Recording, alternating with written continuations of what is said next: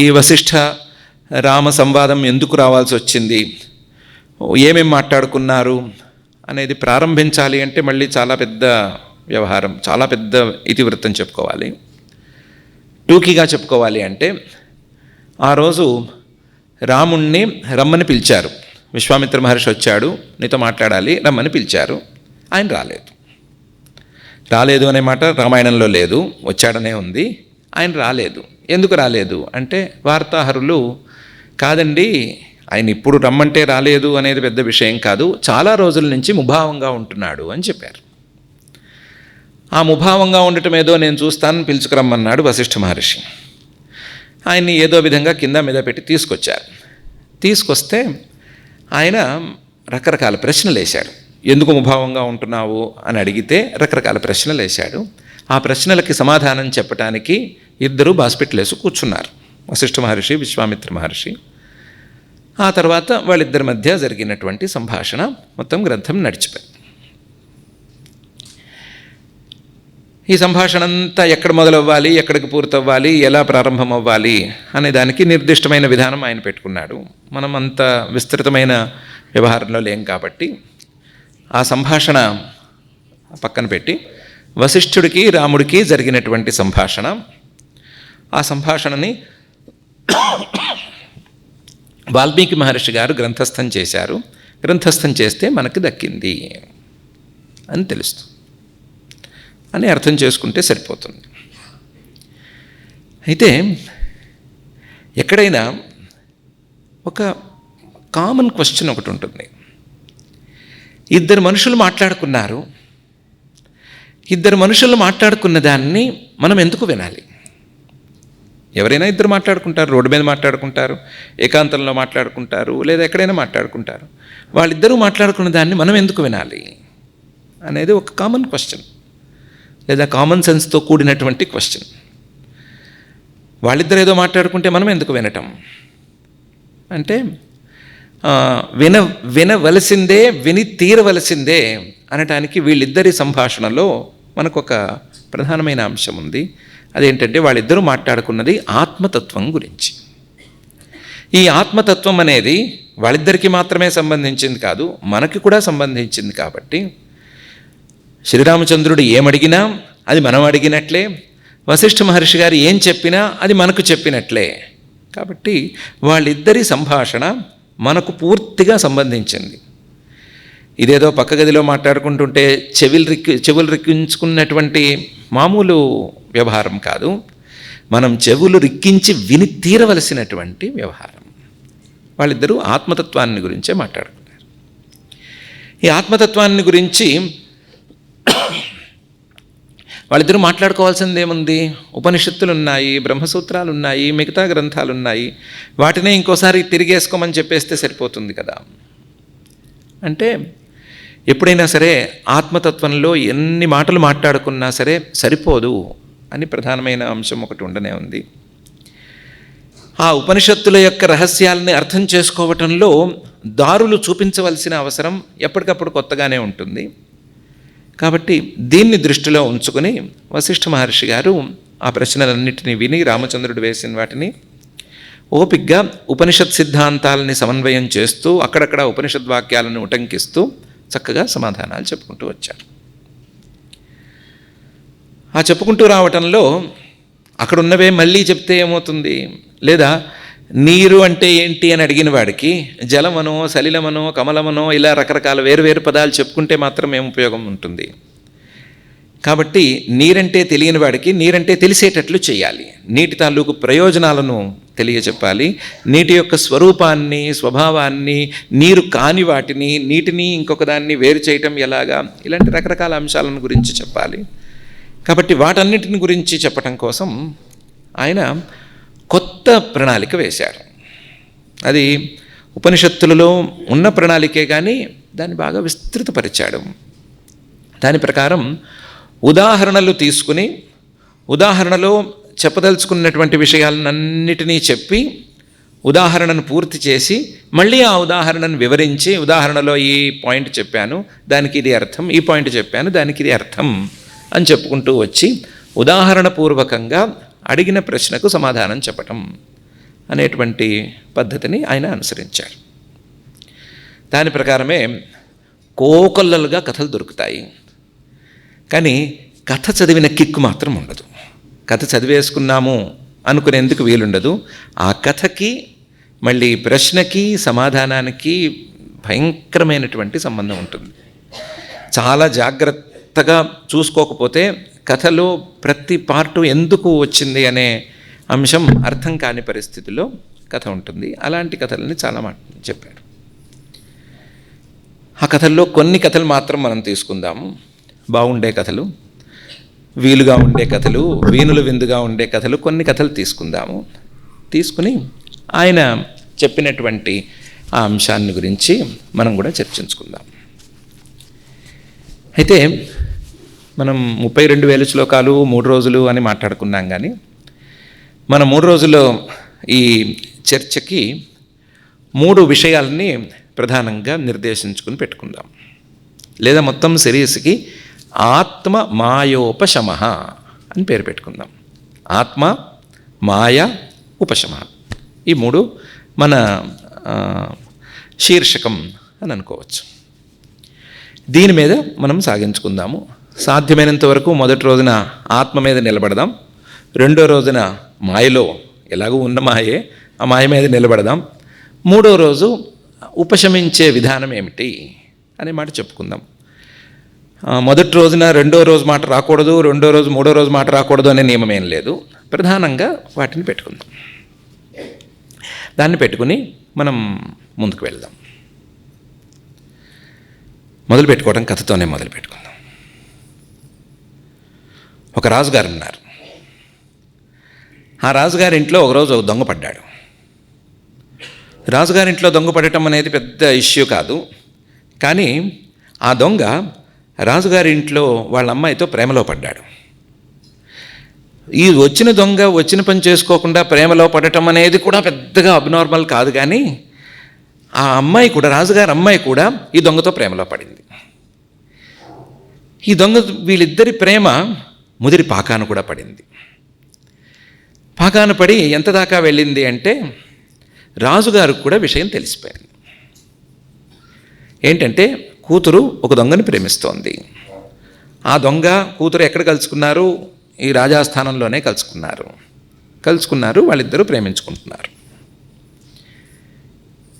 ప్రేమించుకుంటున్నారంటేనే భరించలేరు తండ్రులు అన్నవాళ్ళు. అందులో రాజు దొంగని ప్రేమిస్తోంది అనగానే కొంచెం కోపగించుకున్నాడు. మొదట్లో నచ్చ చెప్పి చూశాడు, ఒప్పుకోలేదు. అదేమిటే పోయి దొంగని ప్రేమించటం ఏంటే అని అడిగాడు. కాదు నాన్న, లవ్ ఎట్ ఫస్ట్ సైటు. ఆ రోజు వాడు దొంగతనానికి వచ్చినప్పుడు వాడిని చూస్తే నా మనసంతా కరిగిపోయింది, వాడి వైపుకి వెళ్ళిపోయింది. ఆ తర్వాత వాడి పేరు అడిగితే బాగా కనెక్ట్ అయిపోయాను నాన్న అని చెప్పింది. ఏమిటి వాడి పేరు అంటే, వాడి పేరు ఏదో ఇంద్రహానో ఏదో ఉంది, పురంధరహ ఏదో పేరుంది, ఇంద్రుడు అనే అర్థంలో పేరుంది. కర్మగాలి రాజుగారు వాళ్ళ అమ్మాయికి ఇంద్రాణి అని పేరు పెట్టుకున్నాడు, లేదా శచి అని పేరు పెట్టుకున్నాడు. సో మా ఇద్దరి పేర్లు కనెక్ట్ అయిపోయినాయి, నేను ఎలాగో కనెక్ట్ అయిపోయాను, కాబట్టి నేను వాడిని ప్రేమిస్తున్నాను అని అంది. మరి రాజుగారికి అంత ఉదారభావం ఉన్నట్టేం లేదు. పోనీ ప్రేమించింది కదా, ఇచ్చి పెళ్లి చేసేద్దాం అనుకున్నట్లేడు. బెదిరించి చూశాడు. తర్వాత శిక్షిస్తానని ఇంకా గట్టిగా హెచ్చరించాడు. ఇద్దరూ లొంగలేదు, ప్రేమే గట్టిదన్నారు. సరే, ఇద్దరిని తీసుకొచ్చి ఇక లాభం లేదని చెప్పి చర్మం ఒలిచేశాడు. వాళ్ళకి ప్రేమ గుడ్డిది, కానీ ఈయనకి అధికారం అంతకంటే గుడ్డిది కదా, అందుకని చర్మం ఒలిచేశాడు. చర్మం ఒలిచేసినా సరే మేము మాత్రం కట్టుబడి ఉంటామన్నారు వాళ్ళు, ఆ అమర ప్రేమికులు. అప్పటికీ లాభం లేదని చెప్పి మాంసాలన్నీ చెక్కిచ్చేశాడు. అప్పటికీ వాళ్ళు ఏమీ కదలలేదు, ఇలాగే ఉంటామన్నారు. ఇంకా కూడా రకరకాల చిత్రహింసలు పెట్టాడు, టార్చర్స్ పెట్టాడు, ఉంటాయి కదా, గోల్డ్ పీకేయటం లాంటివేవో పెట్టాడు. ఎన్ని పెట్టినా బాధపడుతూనే ఉన్నారు, కానీ మేము మాత్రం మా ప్రేమను వదులుకోమన్నారు.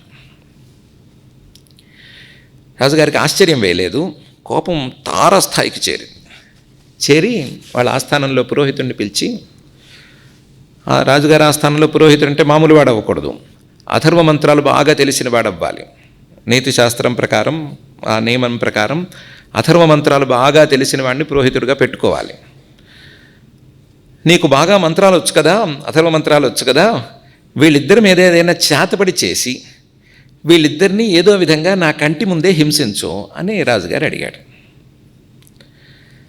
పురోహితుడు కొంచెం ఉత్సాహపడి ముందే చేసేస్తే ఏం ఉపయోగము, నా మాటలతో వీళ్ళని బెదిరిస్తాను చూడండి అని చెప్పి వాళ్ళిద్దరి ముందు నుంచుని మాటలతో బెదిరించడం మొదలుపెట్టాడు. మిమ్మల్ని అలా చేస్తాను, ఇలా చేస్తాను అని ఆ మాట ఈ మాట అంటూ వచ్చాడు. చివరికి మిమ్మల్ని ఇద్దరిని నాశనం చేసేస్తానన్నాడు. వాళ్ళు పక్క నవ్వారు. అప్పటికి చర్మం ఊడిపోయింది, మాంసాన్ని కూడా చెక్కేశారు, గోళ్ళు గీళ్ళు పీకేశారు. చాలా బాధలో ఉండవలసిన వాళ్ళు పక్క నవ్వారు. ఎందుకు నవ్వుతున్నారని అడిగాడు పురోహితుడు. నీ మొహం, ఆత్మస్వరూపాన్ని నువ్వెక్కడ నాశనం చేస్తావు, ఆత్మస్వరూపానికి నాశనం లేదు, నువ్వు చేయలేవు అన్నారు. అక్కడి కథ అయిపోయింది. తర్వాత ఏం జరిగింది అని మనకు అక్కర్లేదు. ఇంతవరకు ఈ మాట చెప్పడం కోసం ఈ మాటే చెప్పాను. వాళ్ళిద్దరూ నిజంగా తర్వాత కలిశారా లేదా ఇవన్నీ దయచేసి మనకొద్దు. కేవలం ఇంతవరకే. చర్మం ఒలిచేసేయచ్చు, మాంసాన్ని ముక్కల కింద చేసేసేయచ్చు, గోళ్ళు వేళ్ళు పీకేసేయచ్చు, ఏమైనా చేయొచ్చు. కానీ ఆత్మస్వరూపాన్ని మాత్రం ఏమీ చేయలేరు. సింపుల్గా నైనం ఛిందంతి శస్త్రాణి నైనం దహతి పావకః నచైనం శోషయంత్యాపః నచైనం క్లేదయంత్యాపః నశోషయతి మారుతః అనేటువంటి అంశాన్నే ఆయన సింపుల్గా ఈ కథలో చెప్పొచ్చాడు. ఈ ఆత్మస్వరూపానికి వినాశం లేదు. ఆత్మస్వరూపానికి వినాశం లేదు కాబట్టి దానికి ఆది కూడా ఉండటానికి వీల్లేదు. ఏదైనా ఒక వస్తువుకి వినాశం ఉండాలి అంటే ఆ వస్తువుకి ఆది ఉండాలి. ఒక వస్తువుకి వినాశం ఉంది అంటే ఆ వస్తువుకి ఆది కూడా ఉండి తీరాలి. ఆద్యంతాలు రెండు ఒకదానితో ఒకటి ముడిబడి ఉన్నవి. ఆది ఉంటేనే అంతం ఉంటుంది, అంతం ఉంటే ఆది ఉండి తీరుతుంది. దీనికి అంతం లేదు కాబట్టి, వినాశం లేదు కాబట్టి దీనికి ఆది కూడా ఉండటానికి వీల్లేదు. ఆత్మస్వరూపం ఆద్యంతాలు లేనిది. ఆద్యంతాలు లేనటువంటి ఈ ఆత్మస్వరూపానికి ఎల్లలు కూడా ఉండటానికి వీల్లేదు. ఆత్మస్వరూపం ఒకచోటే ఉండి మరొక చోట ఉండకపోవటం అనేటువంటి పరిస్థితి కూడా రావటానికి వీల్లేదు. ఆత్మస్వరూపానికి ఆద్యంతాలు ఉండకూడదు, ఎల్లలు కూడా ఉండకూడదు. ఇది మొత్తం వ్యాపించి ఉండాలి, మొత్తం ఒకటే అయి ఉండాలి. అలా ఉంటేనే అది ఆత్మస్వరూపం అవుతుంది. అలా ఉంటేనే దానికి ఆత్మ అనే పేరు వస్తుంది. లేకపోతే దీనికి ఆ పేరే రాదు. ఆత్మ అనేటువంటి పదానికి జగద్గురు శ్రీమద్ ఆదిశంకరాచార్యుల వారు అక్కడక్కడ ఉపనిషద్ భాష్యాల్లో చెప్పినటువంటి వ్యుత్పత్తి యచ్చ ఆప్నోతి యదాదత్తే యచ్చాత్తి విషయానిహ యచ్చాస్య సంతతో భావ తస్మాదాత్మేతి గీయతే అని. యచ్చ ఆప్నోతి మొత్తం సర్వత్రా వ్యాపించి ఉంటుంది కాబట్టి దానికి ఆత్మ అని పేరు. యదాదత్తే ప్రతి వస్తువుని అది తీసుకుంటుంది. ఏ వస్తువు ఆత్మస్వరూపాన్ని సంగ్రహించుకోలేదు, ప్రతి వస్తువును అదే తీసుకుంటుంది, ఎందుకంటే అది వ్యాపకం కాబట్టి. యచ్చ అత్తి విషయానిహ అన్నిటినీ మింగినట్టుగా ఉంటుంది, అన్నిటినీ తనలో ఇముడ్చుకున్నట్లుగా ఉంటుంది కాబట్టి దానికి ఆత్మ అని పేరు. యచ్చాస్య సంతతో భావ ప్రతి చోట ఈ స్వరూపమే ఉండి తీరుతుంది, ప్రతి చోట సంతత మొత్తం పరుచుకుని ఉంటుంది కాబట్టి దీనికి ఆత్మ అని పేరు అని వ్యుత్పత్తి చెప్పారు. ప్రసిద్ధమైన వ్యుత్పత్తి. దాన్నే వశిష్ఠ మహర్షి గారు శ్రీరామచంద్రుడికి ఈ కథతోనూ ఈ కథ తర్వాత చెప్పవలసినటువంటి డైలాగ్స్తోనూ చెప్పుకుంటూ వచ్చారు. దీన్నే తన సొంత మాటల్లో కూడా ఆయన చక్కగా చెప్పారు. చితి సర్వం చితస్సర్వం చిత్ సర్వం సర్వతశ్చ చిత్ చిత్సత్ సర్వాత్మకేత్యేతత్ దృష్టం తత్ర మయాఖిలం అని. ముందు చెప్పేవాడు ఈ విషయంలో నిక్కచ్చిగా ఉన్నాడా లేదా అని చూస్తారు కదా ఎవరైనాను. చెప్పేవాడికి స్థిరమైనటువంటి నిర్ణయం అనేది ఉందా లేదా అని చూస్తారు కదా. అందుకని ఆయన నాకు స్థిరమైన నిర్ణయం ఉంది ఈ విషయంలోనూ. చితి సర్వం, ఒకవేళ మనకు కనిపించే ప్రపంచం అనేది ఉంది అనుకుంటే ఆ కనిపించే ప్రపంచం మొత్తం చితి చైతన్యంలోనే ఉంది. చితి సర్వం. ఒకవేళ మనకు కనిపించే ప్రపంచం పుట్టింది అని అనుకుంటే ఆ కనిపించే ప్రపంచం మొత్తం పుట్టింది చితస్సర్వం, ఆ చైతన్యం నుంచే పుట్టుకొచ్చింది. అసలు సరిగ్గా జాగ్రత్తగా ఆలోచిస్తే చిత్ సర్వం, సర్వం అనేది లేనే లేదు, మనకు కనిపించేటువంటి ప్రపంచం అనేది లేనే లేదు, ఉన్నది చైతన్యం మాత్రమే. లేకపోతే దానికి వ్యాపకత్వం అనేది సరిగ్గా కుదరదు. చిత్ సర్వం. సర్వతశ్చ చిత్, ఎటువైపు చూసినా, ఏ రకంగా చూసినా, ఏ రకంగా ఆలోచించి చూసినా సరే ఉన్నది చైతన్యం మాత్రమే. చిత్ సత్ సర్వాత్మిక ఇత్యేతత్, ఆ చైతన్యమే సర్వాత్మకమైన చైతన్యం అనేది దృష్టం తత్ర మయాఖిలం, నేను ప్రత్యక్షంగా చూసి అనుభవించి నిర్ణయించుకున్నటువంటి విషయం. చైతన్యం తప్ప మరొకటి లేదు అనే విషయాన్ని నేను ఖచ్చితంగా చూసి నిర్ణయించుకున్నాను అని ముందు వశిష్ఠ మహర్షి గారే చెప్తున్నారు.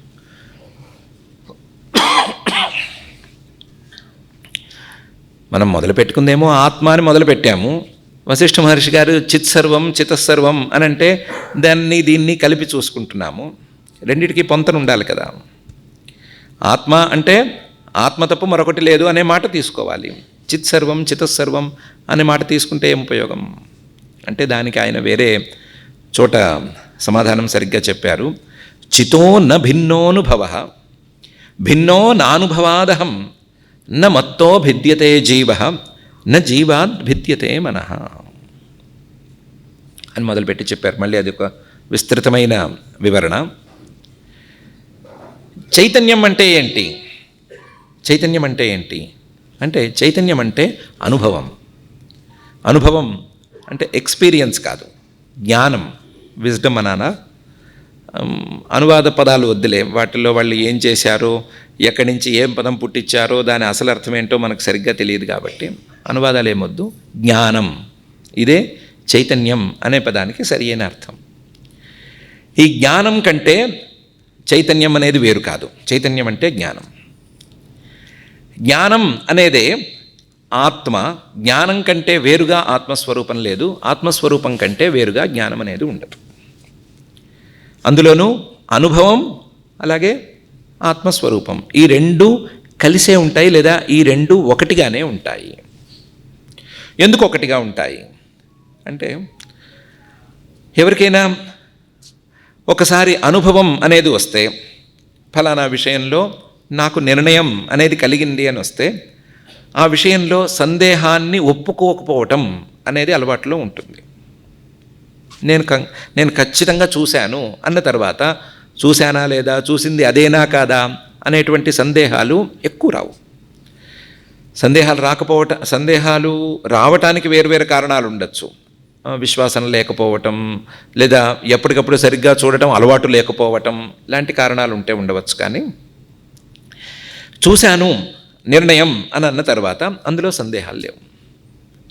అంటే అనుభవం అనేది వచ్చిన చోట సందేహానికి ఆస్కారం ఉండదు.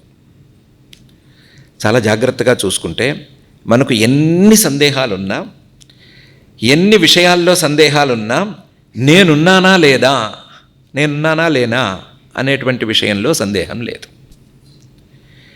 మనం చూసే ప్రపంచం ఉందా లేదా, కనిపించే ప్రపంచం ఇలాగే ఉందా మరొకలాగా ఉందా అనేలాంటి సందేహాలు కోకొల్లలుగా లక్షల కింద మనకున్నాయి. కానీ నేనున్నానా లేనా, నేను రాత్రి పడుకున్నాను కదా, నిద్రపోయాను కదా, చీకటి కదా, ఏం తెలియలేదు కదా, కట్ అయిపోయింది కదా, ఎవరో పడుకుని నేను లేచానా, లేదా నేనే పడుకుని నేనే లేచానా అనే డౌట్ ఎప్పుడైనా ఎవరికైనా వచ్చిందా? రాలేదు కదా. నేనే పడుకున్నాను, నేనే లేచాను, నేనే ఆ నేనే పెరిగే కదా ఇబ్బంది పడుతున్నాము. నేను అనే విషయంలో ఏ సందేహము లేదు.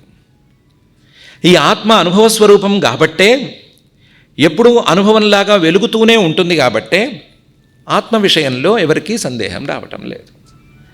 కాబట్టి ఈ అసందేహం అనేటువంటి అంశం ఆత్మస్వరూపం అనుభవ రూపం అని తెలియజేస్తోంది. కాబట్టి భిన్నో న అనుభవాత్ అహం.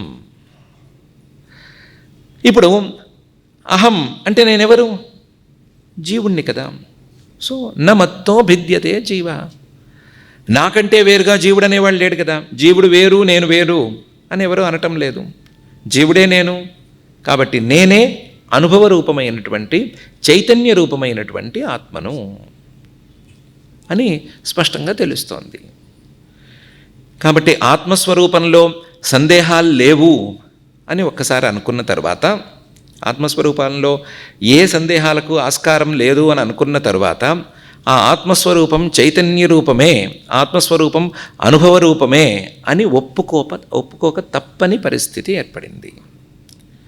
కాబట్టి ఆత్మ అనేది సందేహాలకు తావులేని అనుభవ స్వరూపంలో ఉంది అనేది ఈ వృత్తాంతంతో మనకి వశిష్ఠ మహర్షి గారు చెప్తున్నారు. రాముడికి చెప్తున్నారు అనేటువంటి అంశం మనకెందుకు? మనకే చెప్తున్నారు అనుకుంటే మనకి లాభం ఎక్కువ. అయితే ఈ ఆత్మస్వరూపాన్ని సందేహాలు లేకపోవటం ఓకే, సందేహాలు లేవు, ఇవన్నీ సరే, అనుభవ రూపంగా మనం గుర్తించామా? ఆత్మస్వరూపం అనేది చైతన్యమని అనుభవమని మనం గుర్తించామా? లేదు కదా. నేను చూశాను అంటున్నాము, నేను విన్నాను అంటున్నాము.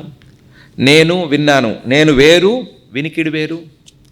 నేను వేరు, చూడటం అనేటువంటి క్రియ లేదా జ్ఞానం అది వేరు. నేను స్పర్శను చూశాను, అనుభవించాను అంటున్నాము. నేను వేరు, అనుభవం వేరు అనే ఉంది. కానీ నేను అనుభవం ఒకటే అనేటువంటి భావన ఎలా ఉంది? ఎక్కడుంది? ఎవరికి ఉంది? ఈ లేని భావనని మనం ప్రామాణికంగా ఎలా తీసుకుంటాము? అనుభవము ఆత్మస్వరూపము ఒకటే అని అనుకుంటే, ఆ విషయంలో సందేహాలకు ఆస్కారం లేదు అని అనుకుంటే ఒకటి పర్వాలేదు. కానీ ఈ అనుభవ రూపం ఆత్మ అనేటువంటిది అందటం లేదు కదా, వ్యవహారంలోకి రావటం లేదు కదా అనేది పెద్ద ప్రశ్న. ఆ ప్రశ్నకి ఆయన చాలా వెరైటీగా సమాధానం చెప్పారు. చాలా వెరైటీగా సమాధానం చెప్పారు. ఏమని చెప్పారంటే, నిజమే ఇది అనుభవ రూపంలో ఉండాలి, కానీ ఏమవుతుందంటే ఇది అనుభవం అనే విషయానికి అడ్డంగా రకరకాల సంస్కారాలు పడున్నాయి.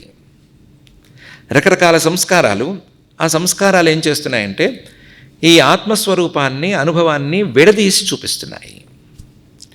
ఆత్మస్వరూపాన్ని అనుభవాన్ని విడదీసి చూపించటం మాత్రమే కాకుండా ఈ ఆత్మస్వరూపానికి చూపించడాని ప్రపంచాన్ని కూడా చూపిస్తున్నాయి. ఈ సంస్కారాలు చిత్రంగా పనిచేసేటువంటి విచిత్రమైన సంస్కారాలు ఆత్మస్వరూపానికి ఈ అనుభవానికి అడ్డుగోడలా తయారైనాయి, లేని అడ్డుగోడలా తయారైనాయి. లేని భేదాన్ని తెచ్చిపెట్టే అడ్డుగోడలాగా ఇవి నిల్చున్నాయి. అయితే సమస్య అంతటితో తీరలేదు. అనుభవ రూపమా తెలియటం లేదు. కారణం ఏమిటి అంటే సంస్కారాలని చూపించారు. ఈ సంస్కారాలు కళ్ళకు కనిపించేవి కావు. ఎవరికి ఏ సంస్కారం ఉంది, ఎన్ని సంస్కారాలు ఉన్నాయి, ఏ కేటగిరీలోకి వచ్చే సంస్కారాలు ఎన్నెన్ని ఉన్నాయి అని లెక్క తేలదు. అసలు అది కంటికి కనిపించదు. ఏదో అక్కడక్కడ మాటల్లో దొర్లితే దొర్లుతుంది, లేదా శాస్త్రీయమైన వ్యవహారంలో ఆ విషయాలు దొర్లుతూ ఉంటాయి తప్ప సంస్కారాలు కళ్ళకు కనిపించవు. కళ్ళకు కనిపించని లెక్క తేలని సంస్కారాలని నమ్మేది ఎట్లా? ఈ సంస్కారాలే ఆత్మస్వరూపానికి అనుభవానికి భేదం తెచ్చిపెట్టినాయి అనేటువంటి దాన్ని ఎలా నమ్మటం అనేది చాలా పెద్ద ప్రశ్న. దానికి వశిష్ఠ మహర్షి గారు ఒక ఉపాఖ్యానం చెప్పారు. దామవ్యాళ కఠోపాఖ్యానం అని దానికి పేరు. ఈ ఉపాఖ్యానంలో కొంచెం పెద్ద ఉపాఖ్యానం, దీంట్లో సాధ్యమైనంత వరకు ఈ ప్రశ్నకి సమాధానం చెప్పడానికి ఆయన పూనుకున్నారు. ఉపాఖ్యానంలోకి వెళ్ళే ముందు సంస్కారాల విషయంలో మనకు వచ్చినటువంటి ప్రశ్న చాలా చిన్నది. ఎందుకంటే సంస్కారాలు కంటికి కనిపించకపోవటం అనేది పెద్ద ఇష్యూ కానే కాదు. దానికంటే పెద్ద ఇష్యూ ఈ సంస్కారాలు ఎప్పుడు కలిగినాయి అనేది ఇష్యూ. ఈ సంస్కారాలు ఇప్పుడు పనిచేస్తున్నాయి కదా, ఇప్పుడు పనిచేస్తున్నాయి అంటే ఎప్పుడో కలిగి ఉండాలి. అది ఎప్పుడది? పోనీ ఒక టైం లైన్ గీసుకుని ఈ జన్మలో పనిచేసేటువంటి సంస్కారాలన్నీ గత జన్మలో కలిగినాయి అని అనుకుని పోదామనుకుంటే, గత జన్మకి వెళ్ళిపోతే గత జన్మలో కూడా కొన్ని సంస్కారాలు పనిచేయాలి కదా. మరి అక్కడికి సంస్కారాలు ఎక్కడి నుంచి వచ్చినాయి? దానికి వెనకాల వచ్చినాయి. ఇదే తీరులో వెళితే అనాదిగా ఒక సంసారం అనేది వచ్చింది, ఆ సంసారంలోనే ఈ సంస్కారాలన్నీ ఉన్నాయి అనేది వస్తుంది. సో సంస్కారాలు కంటికి కనిపించకపోవటం అనేది పెద్ద ఇష్యూ కానే కాదు. దానికంటే కూడా ఈ సంస్కారాలు ఎక్కడ మొదలైనాయి అని తేలకపోవటం అనేది పెద్ద ఇష్యూ. ఈ సంస్కారాలు ఏ జన్మలో మొదలైనాయి, అసలు సంస్కారం అనేది ఆత్మస్వరూపంలో మొట్టమొదటిసారి ఎక్కడ పొడచూపింది అనే ప్రశ్నకి సమాధానం దొరకటమే అసలు కష్టం. అసలు ఇష్యూ అక్కడే ఉంది. ఈ అసలు ఇష్యూని దృష్టిలో పెట్టుకునే మహర్షి గారు ఈ ఉపాఖ్యానాన్ని ప్రారంభించారు. సంస్కారాల మొదలు విత్తు ముందా చెట్టు ముందా అన్నట్టే ఉంటుంది. దాన్ని తేల్చడం ఎవరి వల్ల కాదు. ఒకవేళ తేల్చుకోవాలి అంటే అది రేపు తేల్చుకోవాలి. ఎందుకంటే దానికి మాయా కారణం అని చెప్పుకోవాలి కాబట్టి, మాయ గురించి మాట్లాడుకుంటే రేపే మాట్లాడుకోవాలి కాబట్టి రేపు చెప్పుకోవాలి, ఈరోజు చెప్పుకోకూడదు. కాకపోతే మాయను ముట్టుకోకుండా సంస్కారాలను గురించి మాట్లాడుకోవాలి అంటే ఈ ఉపాఖ్యానం సరిపోతుంది అని మహర్షి గారు మొదలుపెట్టారు. శంబరాసురుడు అనే రాక్షసుడి పేరు మనం బాగానే విన్నాం. మహామాయావి అని పేరు. ఇప్పుడు తిట్లు మారినాయి కానీ ఇంతకుముందు శంబరమాయ అని తిడుతూ ఉండేవాళ్ళు. లేదా ఎవరైనా కొన్ని కావ్యాల్లో కూడా నీ మాయ ముందు శంబరాదులు కూడా పనికిరారు అని రాస్తూ ఉండేవాళ్ళు. మంచి మాయావి అని పేరు. పాతాళంలో నివాసం ఉండేటువంటి రాక్షసుడు. మంచి రాక్షసుడు అంటే బాగా రాక్షసుల్లో మంచివాళ్ళు ఎవరుంటారు అనేది ప్రశ్న. గొప్ప రాక్షసుడు పోనీ. ఈ గొప్ప రాక్షసుడు పాతాళంలో ఉంటూ ఉండేవాడు. ఈ రాక్షసుడి దగ్గర మాయలుండేవి. ఎన్ని మాయలుండేవి అంటే సముద్రంలో ఎన్ని మణులు ఉంటాయో అన్ని మాయలు ఉండేవి అని పేరు. అంతటి మాయావి అని రాక్షసుడు. ఈ రాక్షసుడు ఏం చేశాడు? పాతాళంలో కూర్చుని తన మాయలు వాటితో బాగా ఎక్కడ లేని పదార్థాలను సృష్టించుకుని వాటన్నిటినీ అనుభవిస్తూ సుఖంగా కాలక్షేపం చేస్తూ వచ్చాడు. ఆ కాలక్షేపం చేయటంలో అతను ఆ విలాసాలకు బాగా అలవాటు పడిపోయాడు. ఈ మాయలేమో సముద్రంలో మణులు కరగనట్టు కరగవు. సో రోజుకో కొత్త మాయా విలాసం చూసుకుంటూ తానే మ్యాజిక్ చేసుకుంటూ తానే చూసుకుంటూ సంతోషిస్తూ కూర్చున్నాడు పాతాళంలో. ఇది దేవతలకి తెలిసింది. తెలిసి ఒకరోజు పాతాళం మీదకు ఆక్రమణం చేశారు. పాతాళాన్ని ఆక్రమిద్దామని చూశారు. సేనాధిపతులు వాళ్ళు రాజుగారికి ముందు విన్నవించుకున్నారు, అయ్యా దేవతలు మన మీద ఆక్రమిస్తున్నారండి, మనం యుద్ధం చెయ్యాలి అని. ఈయన పట్టించుకోలేదు. దేవతలు నా మీదకి ఏం వస్తారులే అనుకున్నాడు. పనిలో మునిగి ఉన్నాడు, విలాసాల్లో మునిగి తేలుతున్నాడు. దేవతలు గట్టిగానే యుద్ధం చేశారు. సేనాధిపతులు కాస్తంత అడ్డు పెడదామని చూశారు కానీ ఈ శంబరుడి ప్రభావం లేకపోవటం వలన దేవతలు ఆ సేనాధిపతులందరినీ సంహరించారు, లేదా అటు ఇటు పారతోలారు. తోలి శంబరాసురుడు ఉన్న చోటుకు వచ్చేశారు. శంబరాసురుడి ప్యాలెస్ దగ్గరకు వచ్చినప్పుడు కూడా పట్టించుకోలేదు, లోపలికి వచ్చినప్పుడు కూడా పట్టించుకోలేదు. దగ్గరకు వచ్చిన తర్వాత మాత్రం పట్టించుకున్నాడు. పట్టించుకుని ఒక్కసారి కళ్ళు తెరిచి చూశాడు. చూసి నా మీద ఆక్రమణ చేసే సాహసం దేవతలకు వచ్చిందా అని ఒక్కసారి జూలు విదిల్చాడు. ఆ జూలు విదిల్చడంతో దేవతలందరూ ఎక్కడ వాళ్ళు అక్కడ పారిపోవాల్సి వచ్చింది. సేన మొత్తం ఓడిపోయింది, దేవతల సేన అంతా ఓడిపోయింది. ఓడిపోయి చివరికి స్వర్గానికి చేరితే శంబరాసురుడు కోపం చల్లారలేదు. చల్లారక ఏం చేశాడు, ఈసారి దేవతలు మళ్ళీ తిరిగి నా మీద దాడి చేయకుండా నేనే దేవతల మీదకి దాడి చేస్తాను అని అనుకుని స్వర్గం మీదకు దాడికి వెళ్ళాడు. దేవతలు ఏ కళనున్నారో దీన్ని ముందే పసిగట్టి శంబరాసురుడు వచ్చే ముందే స్వర్గం మొత్తం ఖాళీ చేసేశారు. అదొక వార్ థియరీ ఉన్నట్టుంది. వార్ సైన్సెస్లో ఇది కూడా ఉంది. మనకు తెలిసిన మంచు దేశాల్లో వాటిల్లో ఈ పనులు చేశారు. నెపోలియన్లు వాళ్ళు దండయాత్ర చేసినప్పుడు ఊళ్ళు ఖాళీ చేసేశారు. అలాగే స్వర్గం మొత్తం ఖాళీ చేశారు. స్వర్గంలో ఒక్క దేవతా పురుగు లేదు, మొత్తం ఖాళీ. శంబరాసురుడు వెళితే కనీసం ప్రొటెస్ట్ చేయడానికి కూడా ఎవరు లేరు. వాళ్ళని ఆపటము, యుద్ధం చేయడం దేవుడు ఎరుగు, కనీసం మీరు రాకండి అని చెప్పేందుకు కూడా అక్కడ దేవతలు లేరు. లోపలికి వెళ్ళాడు, ప్రతి దేవతల ఇంట్లోనూ వెతికాడు. ఏవో మణులు మాణిక్యాలు అవి ఇవి దొరికినాయి, కానీ దేవుడు మాత్రం దొరకలేదు.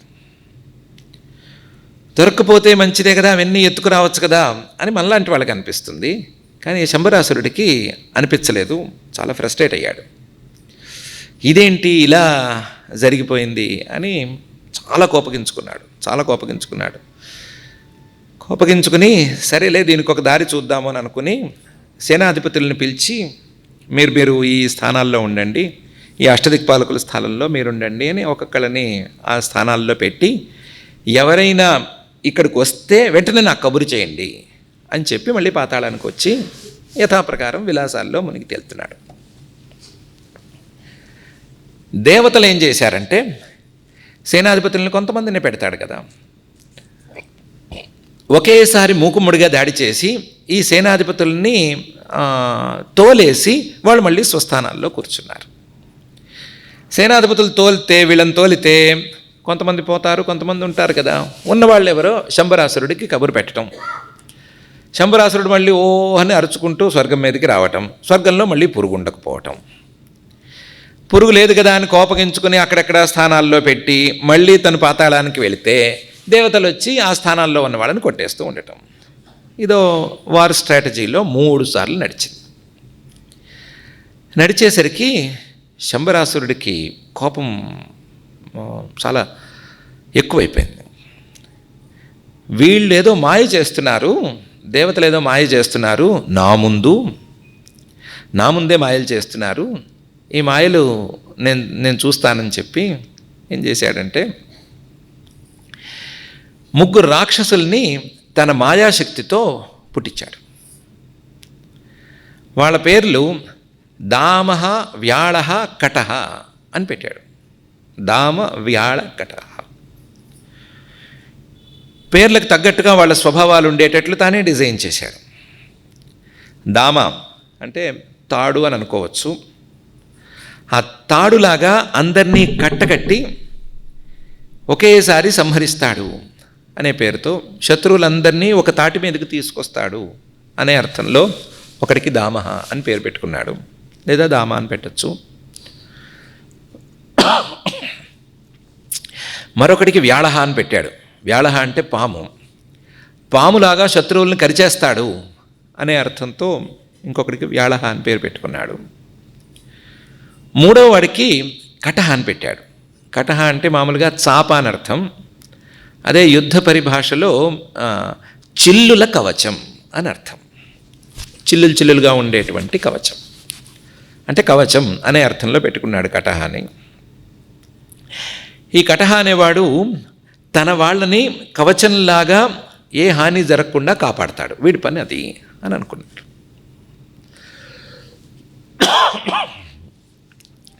ఈ 3 రాక్షసుల్ని సృష్టి చేసేటప్పుడు ఏం చేశాడంటే ఉన్న రాక్షసులకి ఈ 3కి తేడా ఉండాలి అని మనసులో పెట్టుకున్నాడు.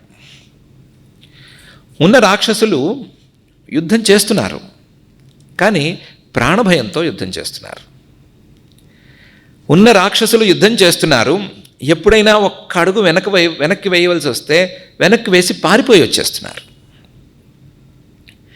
ఉన్న రాక్షసులు యుద్ధం చేస్తున్నారు, కానీ యుద్ధం చేసేటప్పుడు ఇంత బాగా యుద్ధం చేస్తున్నాను కదా, నాకేమైనా ఎక్స్ట్రా పేమెంట్ ఉంటుందా అని అనుకుంటూ యుద్ధం చేస్తున్నారు.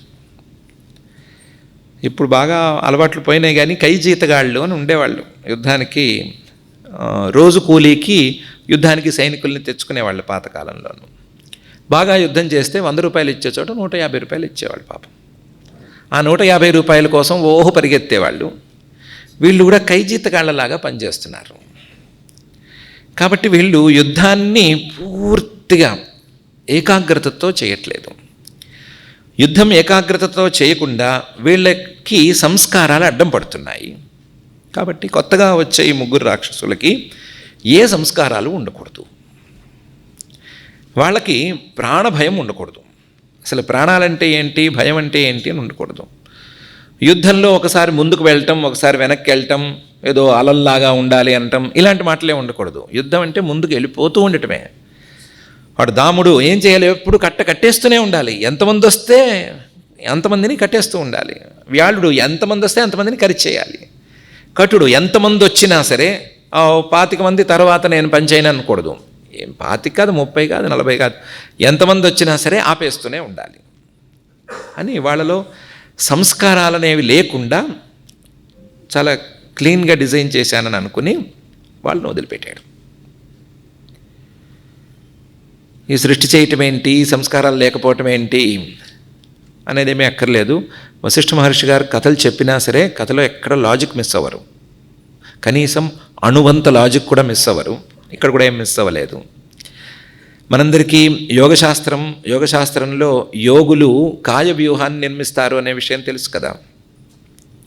యోగశాస్త్రంలో యోగ సిద్ధులు కనుక బాగా పెరిగిపోతే ఆ యోగ సిద్ధుల్ని వాటి ఫలితాలని అనుభవించి తీరవలసిన పరిస్థితి వచ్చినా, లేదా ప్రారబ్ధ భోగాల్ని అనుభవించేసేద్దాము అని అనిపించినా సరే యోగులు ఏం చేస్తారంటే ఒకే సమయంలో 100-150 శరీరాలను సృష్టి చేసేస్తారు.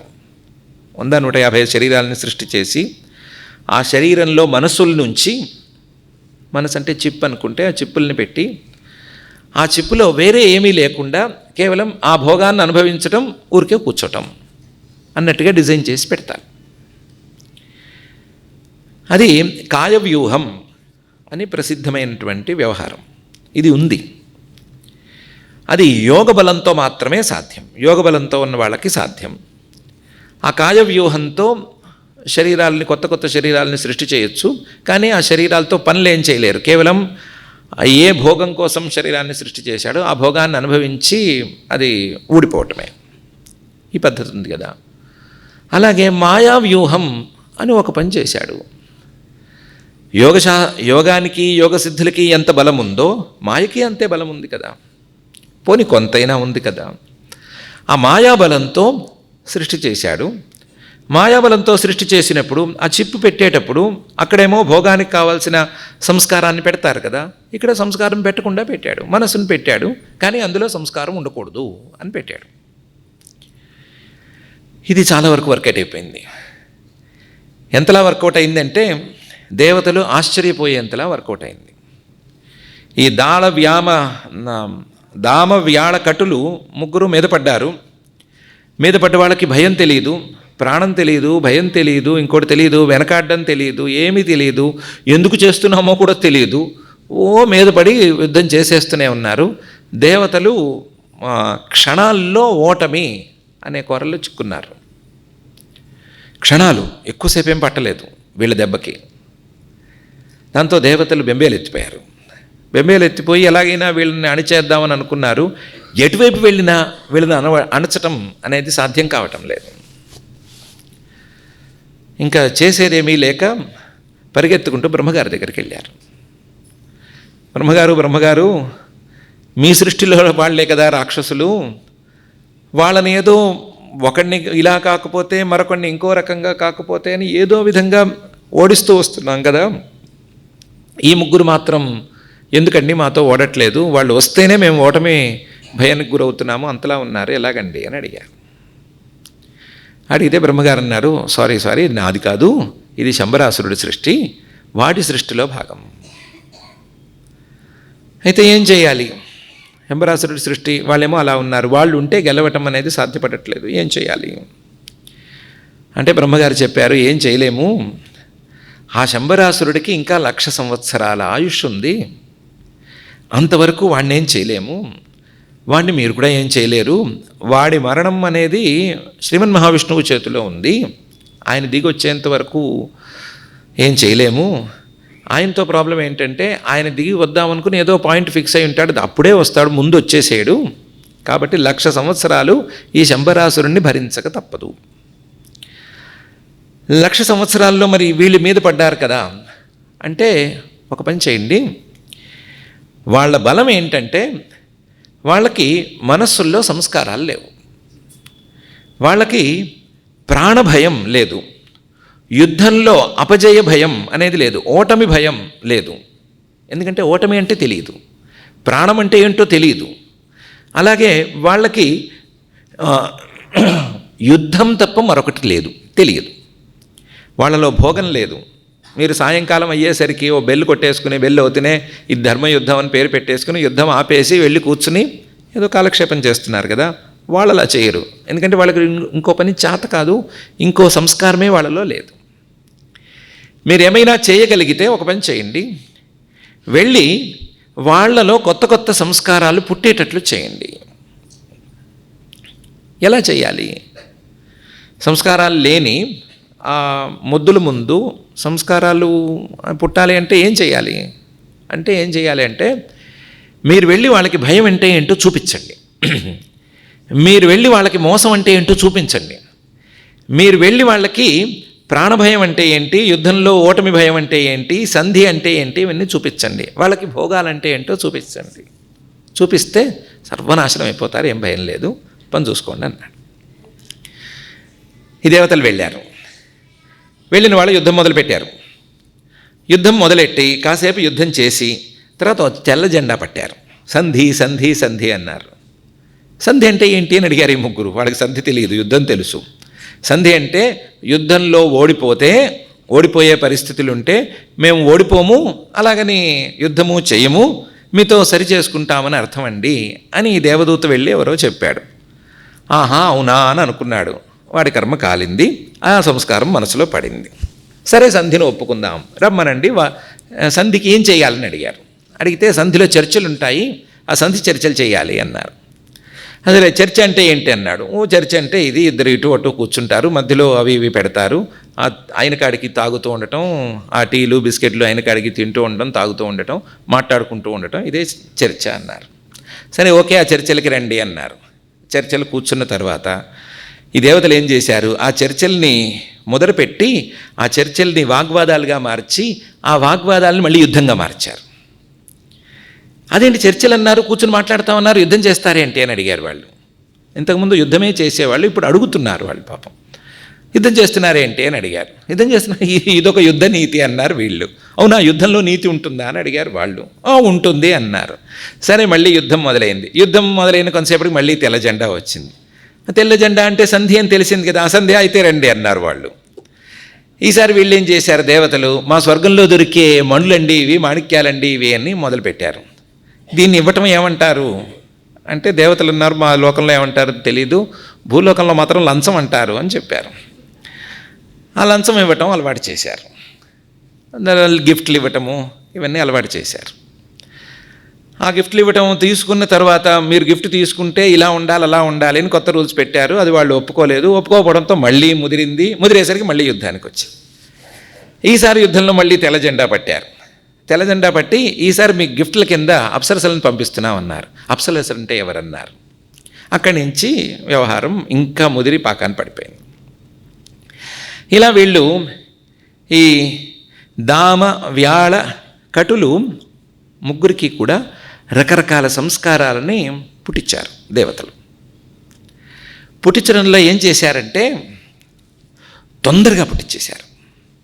కొంచెం దాన్ని ఏమంటారు, ఎక్స్ట్రా కేర్ తీసుకుని నిదానంగా కాకుండా తొందరగా సంధి ఈరోజు పొద్దున మొదలైతే మళ్ళీ గంటలో యుద్ధం, ఆ గంటలో యుద్ధంలో మళ్ళీ ఇంకో గంటలో సంధి, ఇలా ఓ రోజు 2 రోజుల్లోనే వీళ్ళకి రకరకాల సంస్కారాలను ఏర్పాటు చేశారు.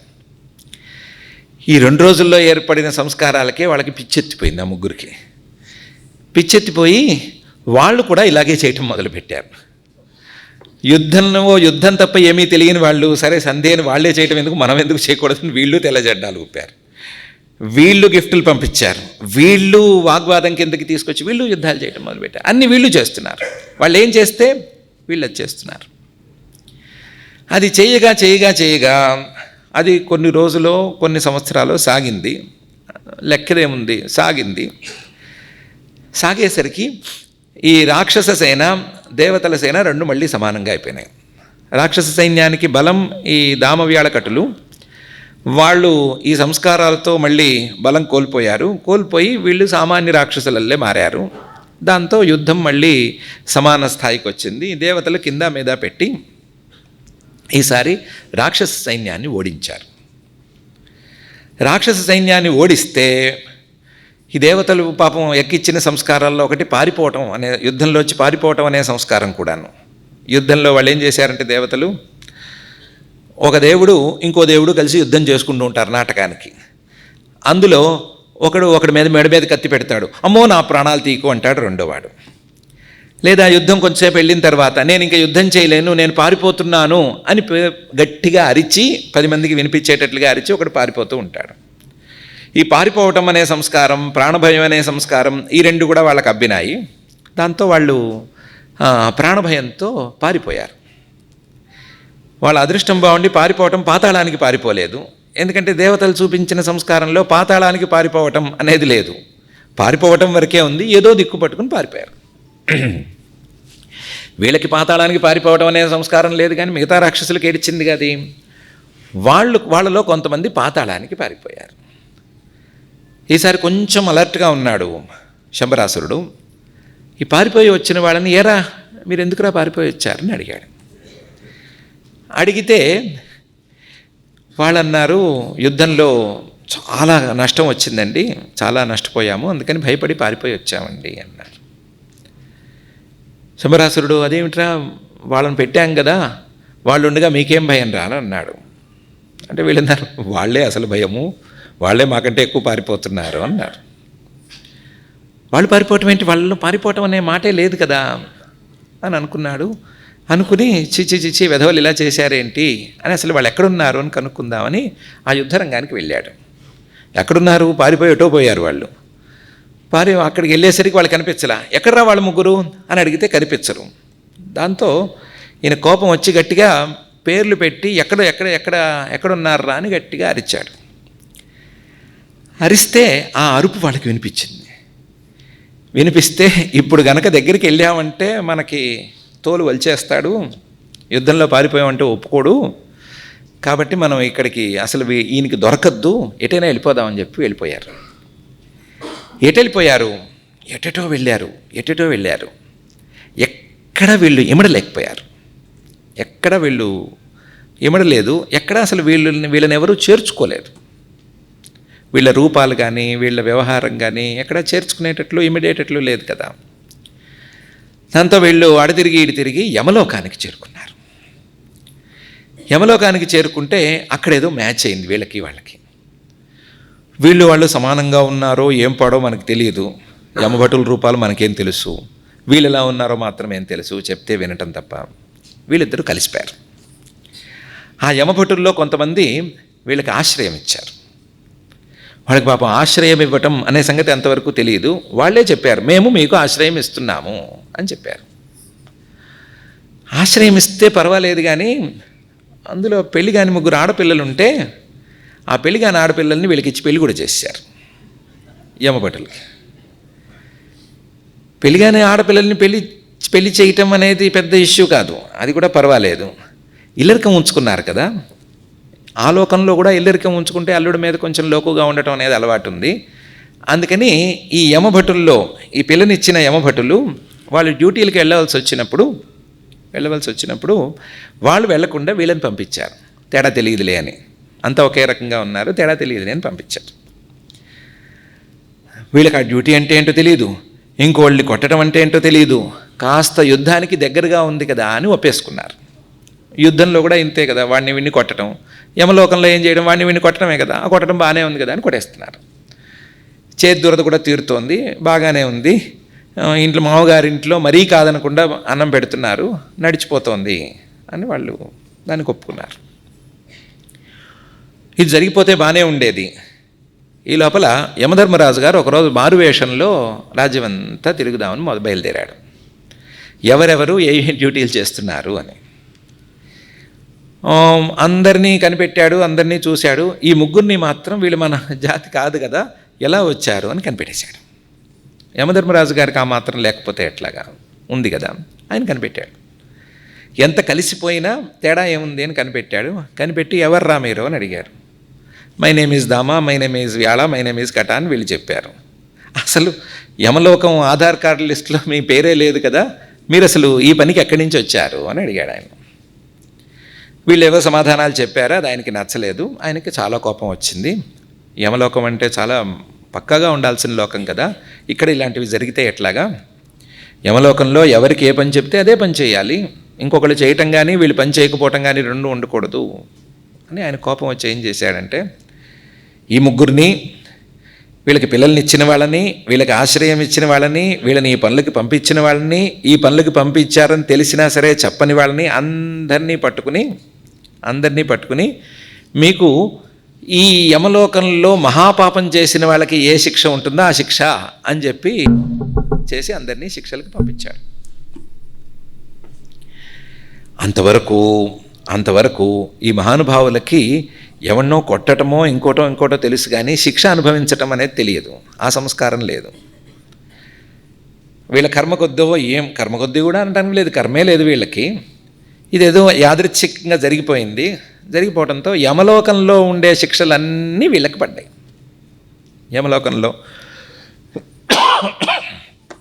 యమలోకంలో శిక్షలేవో కొన్ని చెప్పాడు ఆయన. బాగా కాలిన ఇసుకట, ఆ ఇసుకలో సగం వరకు నడుం వరకు అట్టి పెడతారట, కాలుతూ ఉంటుందిట, అదేదో ఇంత టైం అని ఉంటుంది, ఆ తర్వాత తీసేస్తారట. ఆ ఇసుక కాలుతూ ఉంటుంది, భరించడానికి నొప్పిగా ఉంటుంది, కానీ ప్రాణాలు పోవు, ప్రాణాలు అలాగే ఉంటాయి, యాతన అలాగే ఉంటుంది. అంత తప్పు చేస్తే కానీ ఆ శిక్ష ఏం వేయరు. ఇంకా మనకు తెలిసిన నూనెల్లో వేయించటం లాంటివి చిన్న ఉండనే ఉన్నాయి. అవన్నీ వీళ్ళకి వేశారు. ఉన్న శిక్షలన్నీ వరుసగా ఓదాని వెంట ఒకటి వేశారు. నూనెలో వేయించడం చాలా చిన్న విషయం, ఇంకా గట్టి ఉన్నాయి. వాటికంటే నూనెలో వేయిస్తే నయమని అనుకోవాలి. అలాంటి శిక్షలన్నీ వేశారు. వేస్తే వీళ్ళకి ఒక్కొక్క శిక్ష మనసులో పడుతూ వచ్చింది. దాంతో దీనివల్ల బాధ అనే సంస్కారం వాళ్ళలో పెరుగుతూ వచ్చింది. దాంతో బాబు ఈ రాక్షస జన్మ మనకు వద్దురా బాబు అనిపించింది. ఎప్పుడైతే రాక్షస జన్మ వద్దురా బాబు అని అనిపించిందో అప్పటికి వాళ్ళకి ఆ రాక్షస జన్మ అక్కడికి తీరిపోయిన తర్వాత యమలోకంలో కొన్ని నియమాలు ఉన్నాయి కదా. యమలోకంలో ఈ శిక్షలు అనుభవించిన వాళ్ళని కింద లోకంలోకి తోసేటప్పుడు కొంచెం తక్కువ స్థానాల్లోకి తోస్తారు. ఏ కుక్కగానో నక్కగానో తోస్తారనుకుంటాను. ఆ తోయటంలో వీళ్ళ ముగ్గురిని ఎక్కడో కుక్కలుగా తోశారు. ఆ కుక్క జన్మ పూర్తయిన తర్వాత ఇంకో చోట ఎక్కడో పందిగా తోశారు, ఏదో పురుగుల కింద తోశారు, రకరకాల జన్మల్లో తోశారు. ప్రతి జన్మలోనూ వీళ్ళకి ఆ సంస్కారం, కొత్త సంస్కారం ఏర్పడుతూ వచ్చింది. ఏర్పడుతూనే ఉంది. ఇంకొక విషయం మర్చిపోకూడదు, వీళ్ళ ముగ్గురిని మాత్రమే తోశారు. అక్కడ శిక్ష అనుభవించినటువంటి మిగతా యమభటులు ఉన్నారు కదా, వాళ్ళని శిక్ష అనుభవించనిచ్చి మళ్ళీ యమభటులుగా చేర్చేసుకున్నారు. వాళ్ళు మామూలుగానే ఉన్నారు, వీళ్ళు యమలోకంలో వాళ్ళు కారు కదా. అందుకని ఎక్కడికి తోయాలి? యమలోకంలో చోటు లేకపోతే తోయాల్సింది ఒకటే భూలోకానికి కదా అని భూలోకానికి తోసారు. భూలోకంలోకి వచ్చి పడ్డారు. వాళ్ళు ఏదో పురుగులుగానో పుట్రగానో అదిగానో ఇదిగానో కాలక్షేపం చేస్తూ వచ్చారు.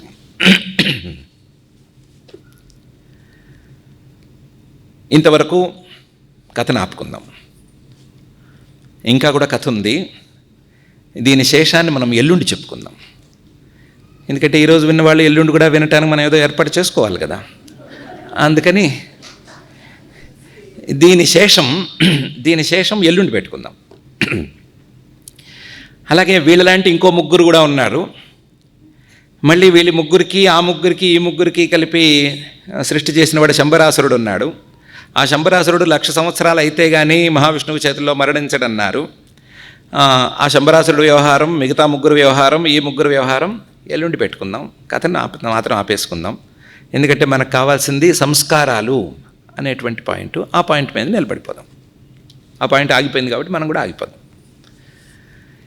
ఈ సంస్కారాలు అనేవి వాళ్ళల్లో మొదలు లేవు, ఏమీ లేవు, నిల్. ఎంత కావాలో అంతవరకు ఆయన డిజైన్ చేసి పెట్టుకున్నాడు. యుద్ధం చేయండి అని చెప్పి పంపించాడు. దాన్ని సంస్కారం అనాలో ఇంకోటి అనాలో తర్వాతి మాట. కొత్త సంస్కారాలని వీళ్ళు తెచ్చుకున్నారు, వీళ్ళలో వీళ్ళే తెచ్చుకున్నారు. తెచ్చుకున్న కొద్దీ, సంస్కారాలు తెచ్చుకున్న కొద్దీ వీళ్ళ బలం క్రమక్రమంగా క్షీణిస్తూ వచ్చింది. ముందు దేవతల మీదకి యుద్ధానికి వెళితే వీళ్ళకి ఎదురు లేదు, ఆ స్థాయిలో బలంగా ఉన్నవాళ్ళు. తర్వాత ఏ స్థాయికి వచ్చారు? దేవతలతో యుద్ధం ఓడిపోయే స్థాయికి వచ్చారు. ఆ తర్వాత ఎక్కడికి వచ్చారు? దేవతల కంటే కింద లోకమే కదా యమలోకం, యమలోకం స్థాయికి వచ్చారు. ఆ తర్వాత ఏ స్థాయికి వచ్చారు? అంతకంటే కింద లోకం, భూలోకం, ఆ స్థాయికి వచ్చారు. దేవతల్ని గెలిచిన వాళ్ళు అన్నిటికంటే కింద ఉండే భూలోకం దాకా వచ్చేశారు. ఇలా వీళ్ళని తెచ్చింది ఏంటి అంటే వీళ్ళు కొత్తగా తెచ్చిపెట్టుకున్నటువంటి సంస్కారం. ఇప్పుడు మనం ఈ చర్చ మొదలు పెట్టుకునే ముందు అడిగిన ప్రశ్నకి తావులేదు. సంస్కారాలు ఎప్పుడు మొదలైనాయి అనే ప్రశ్నకి తావులేదు. సంస్కారాలు ఎప్పుడో ఒకప్పుడు మొదలైనాయి. కానీ ఆ ప్రశ్న కంటే విలువైన ప్రశ్న, ఈ సంస్కారాలు ఏం చేస్తున్నాయి అంటే ఉన్న స్థితిని దిగజారుస్తున్నాయి, ఉన్న స్థితి కంటే తక్కువ స్థితికి వచ్చేటట్లు చేస్తున్నాయి. కాబట్టి ఆ ప్రశ్నకి విలువే లేదు. ఎప్పుడు మొదలైతే ఏముంది? దానివల్ల వచ్చే నష్టం చాలా తీవ్రంగా ఉంది. ఈ సంస్కారాలు గనక ఎక్కడో మొదలయ్యి, ఒకటో రెండో ఎక్కడో మొదలయ్యి క్రమంగా ఆ వ్యక్తిని దిగజార్చటం అనేది కనుక లాజికల్ అయితే, ఎక్కడ మొదలైందో తెలియకపోయినా సరే ఎక్కడో ఒక చోట మొదలయ్యి అనుభవ స్వరూపంలో ఉండేటువంటి ఆత్మని క్రమక్రమంగా దిగజార్చుకుంటూ వచ్చి క్రమక్రమంగా ఆ అనుభవంతో సంబంధం లేనటువంటి ప్రపంచాన్ని చూసే స్థాయికి అవి తీసుకొస్తాయి అని చెప్పటంలో సందేహమేమీ లేదు. సంస్కారాలకి ఆ మాత్రం బలం అనేది ఉంది. అందరికంటే బలవంతులు, దేవతల కంటే బలవంతులు కాస్త మనుషుల కంటే హీనంగా అయిపోయారు అని అంటే, అనుభవ రూపంలో ఉండాల్సిన ఆత్మస్వరూపాన్ని మార్చి దిగజార్చి ఒక శరీరానికో ఇంద్రియానికో మరొక దానికో పరిమితం చేసే స్థాయికి సంస్కారాలు పనిచేస్తాయి అని మాత్రం ఖచ్చితంగా తెలుస్తోంది. దాన్నే ఆయన చాలా వివరంగా చెప్పారు. బ్రహ్మగారు చెప్పినప్పుడు కానీ లేదా తరువాత తాను వివరించినప్పుడు కానీ చాలా అందమైన శ్లోకాలతో ఆ విషయాన్ని చెప్పారు. యుద్ధాభ్యాసవసాదేశాం ముకురాణామివాశయే అహంకార చమత్కార ప్రతిబింబముపైష్యతి అనే ఒక శ్లోకంలో ఈ మాట చాలా చక్కగా చెప్పారు. మీరు గనక వాళ్ళ ముందు వెళ్ళి నటిస్తే, వాళ్ళ ముందు వెళ్ళి మీరు రకరకాలుగా యాక్షన్స్ చేసి చూపిస్తే, దానివల్ల ఏమవుతుంది అంటే వాళ్ళ మనస్సు అద్దంలాగా స్వచ్ఛంగా ఉంది. స్వచ్ఛమైన వాళ్ళ మనస్సుల్లో ఒక ప్రతిబింబం అనేది ఏర్పడుతుంది.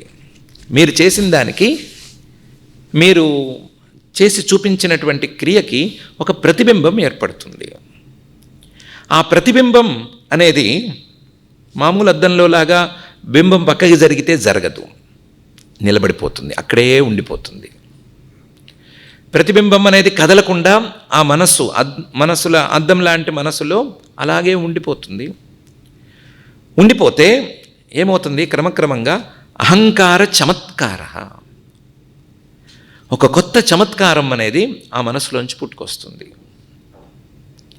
ఆ చమత్కారం నేను అనేటువంటి కొత్త భావన, కొత్త మొలక, ఆ చమత్కారం అనేది వచ్చిందంటే పాడైపోయినట్లే, ఇబ్బంది లేదు. అహంకార చమత్కార ప్రతిబింబం ఉపైష్యతి. అనుభవ రూపంలో ఉన్నటువంటి నేను అని తెలుసుకోవలసిన స్థాయి నుంచి అద్దంలో కనిపించే, మనసులో కనిపించే సంస్కారాలు అనేటువంటి ప్రతిబింబంతో కూడిన అద్దంలో కనిపించే నేను పూర్తిగా మారిపోతుంది. ఈ సంస్కారాలకు తగ్గట్లుగా మార్చేసుకుంటుంది తన రూపాన్ని. కాబట్టి సంస్కారం అనే దాని బలం చాలా గట్టిది. కాబట్టి మీరు సంస్కారాలని పుట్టించండి అని బ్రహ్మగారి వాక్యం మరొకటి, గృహీత వాసనాస్త్వేతే దామవ్యాళ కటాసురా సుజేయావో భవిష్యంతి లగ్నజాలా ఖగా ఇవ అని మరొక వాక్యం. ఎప్పుడైతే వీళ్ళల్లో ఒక సంస్కారం అనేది పుడుతుందో, సంస్కారం వీళ్ళలో పుట్టటం కాదు, సంస్కారం అనేటువంటి కోరలకి వీళ్ళు చిక్కినట్లు అవుతుంది. ఎలా అంటే వలకి చిక్కిన పక్షుల్లాగా తయారవుతుంది. లగ్నజాల ఖగా ఇవ. సంస్కారం వీళ్ళలో ఏర్పడదు, సంస్కారం అనే వలకిలో వీళ్ళు చిక్కుకుంటారు. ఎప్పుడైతే సంస్కారం అనే వలలో చిక్కుకుంటారో అప్పుడు మీరు వాళ్ళని తేలిగ్గా ఓడించవచ్చు, వాళ్ళు ఓడిపోతారు. సంస్కారం అనే దాని వలలో చిక్కుకున్న వాళ్ళు లేదా సంస్కారాల వలలలో చిక్కుకున్న వాళ్ళు తప్పనిసరిగా ఓడిపోతారు. గెలుపు ఓటమి అనేది మనకు తెలిసిన చాలా చిన్నమాట. మనకి తెలిసిన గెలుపు ఓటమి ఈ రెండిటికి అస్సలు విలువ లేదు, ఏమాత్రం విలువ లేదు. గెలుపు లేదా విజయం అంటే ఏంటి అంటే అన్నిటికంటే పెద్దగా గొప్పగా ఉండటం. అన్నిటికంటే గొప్పగా ఉండటం గనక గెలుపు అయితే, ఆ అన్నిటికంటే గొప్పగా ఉండటం అనేది కేవలం వ్యాపకమైనటువంటి ఆత్మస్వరూప అనుభవాన్ని కనుగొన్నప్పుడు మాత్రమే సాధ్యం, లేకపోతే సాధ్యం కాదు.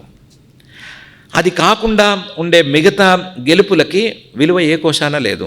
క్షణక్షణానికి మారిపోయే గెలుపులకి, అసలు గెలిచిన వ్యక్తే కనిపించకుండా పోయేటువంటి గెలుపులకి విలువ అనేది ఏ కోశాన లేదు. గెలుపు అనేది అసలు గెలుపు. అది ఆ గెలుపు రాకుండా, ఆ సర్వోత్కృష్టంగా ఉండటం అనేటువంటి గెలుపుని రానివ్వకుండా ఈ సంస్కారాలు అనేవి అడ్డం పడతాయి అనే అన్యాపదేశంగా బ్రహ్మగారు చెప్పారు. బ్రహ్మగారు కథలో ఉన్నారు కాబట్టి అన్యాపదేశంగా చెప్పారు.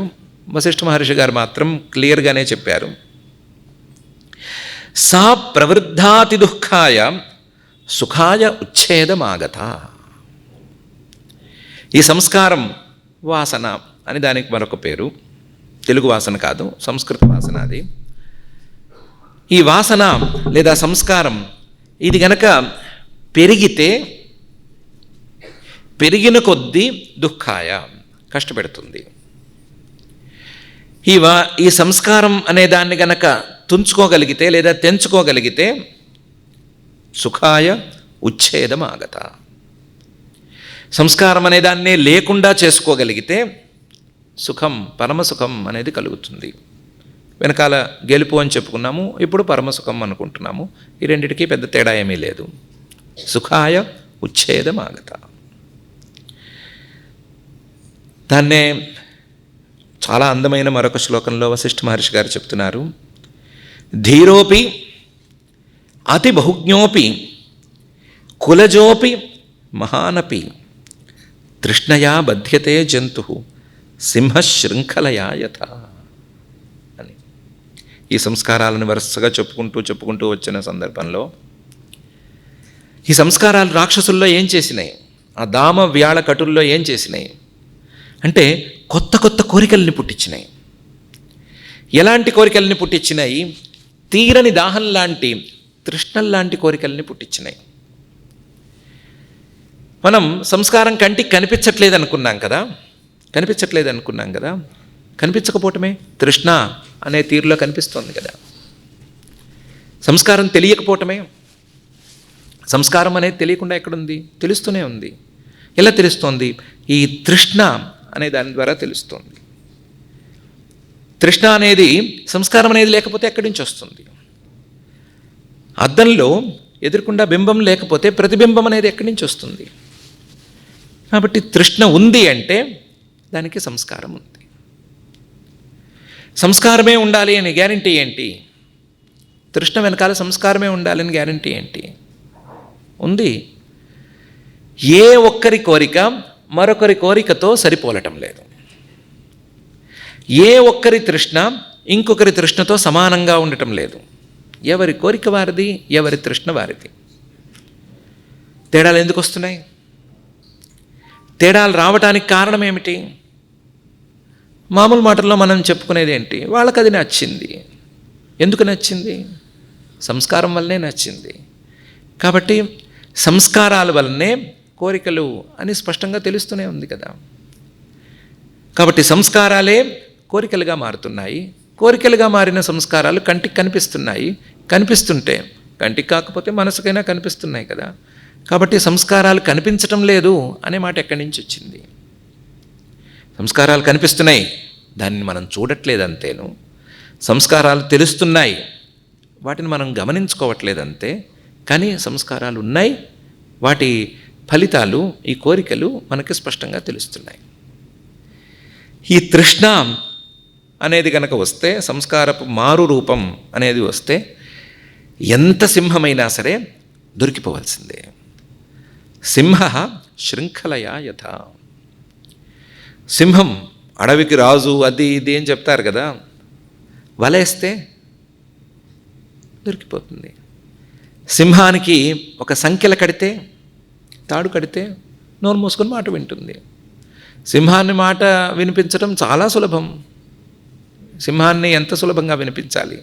గట్టిగా తాడు పట్టి కట్టేసి పెట్టేసి 4 రోజులు తిండి పెట్టకపోతే మాట వింటుంది, అంతే కదా. కాబట్టి సింహంలాగా ఇది చిక్కుకుపోతుంది. చిక్కుకుపోయేది మనసు అనుకోండి, ఆత్మ అనుకోండి, ఎవరో ఒకరు మొత్తం మీద చిక్కుకుపోతున్నారు. చిక్కుకునేది మాత్రం ఈ తృష్ణకి, అసలు తృష్ణ వెనకాల ఉండేటువంటి సంస్కారానికి చిక్కుకుపోతున్నారు. కాబట్టి సంస్కారం అనేది, లేదా సంస్కారాలు అనేవి, అందులోనూ ఎన్నున్నాయో తెలియని, ఎప్పుడు మొదలైనాయో తెలియని ఈ సంస్కారాలు అనేవి తప్పనిసరిగా ఇలాంటి పనులు చేస్తున్నాయి. ఆయన చమత్కారంగా ఇంకో మాట చెప్పారు వశిష్ఠ మహర్షి గారు. ఈ సంస్కారాలు ఎంతగా పెరిగిపోతాయంటే, సంస్కారాలతో తృష్ణలు వస్తాయి, తృష్ణలతో కొత్త కొత్త పనులు చేస్తారు, పని చేసిన కొద్దీ సంస్కారాలు బలపడతాయి, కొత్త సంస్కారాలు వస్తాయి. ఇవన్నీ కలిసి మెలిసి వాటంతట అవి పెరుగుతూ ఉంటూ ఉండగా మనం మధ్యలో వెళ్ళి వేలు పెడితే ఒప్పుకోవు. ఏముంది, బాగా చిక్కుముడి అనుకోండి, చిక్కుముడి తీద్దామనుకుని వేలు పెడితే ఏమవుతుంది? ఈ వేళ్ళు కూడా అందులో ఇరుక్కునే పరిస్థితి వస్తుంది కదా. అలా ఇరుక్కుంటారు. ఆ చిక్కుముడులేమో విడవు, ఈ పెట్టిన వేళ్ళు మళ్ళీ వెనక్కి రావు, అలా ఉంటుంది.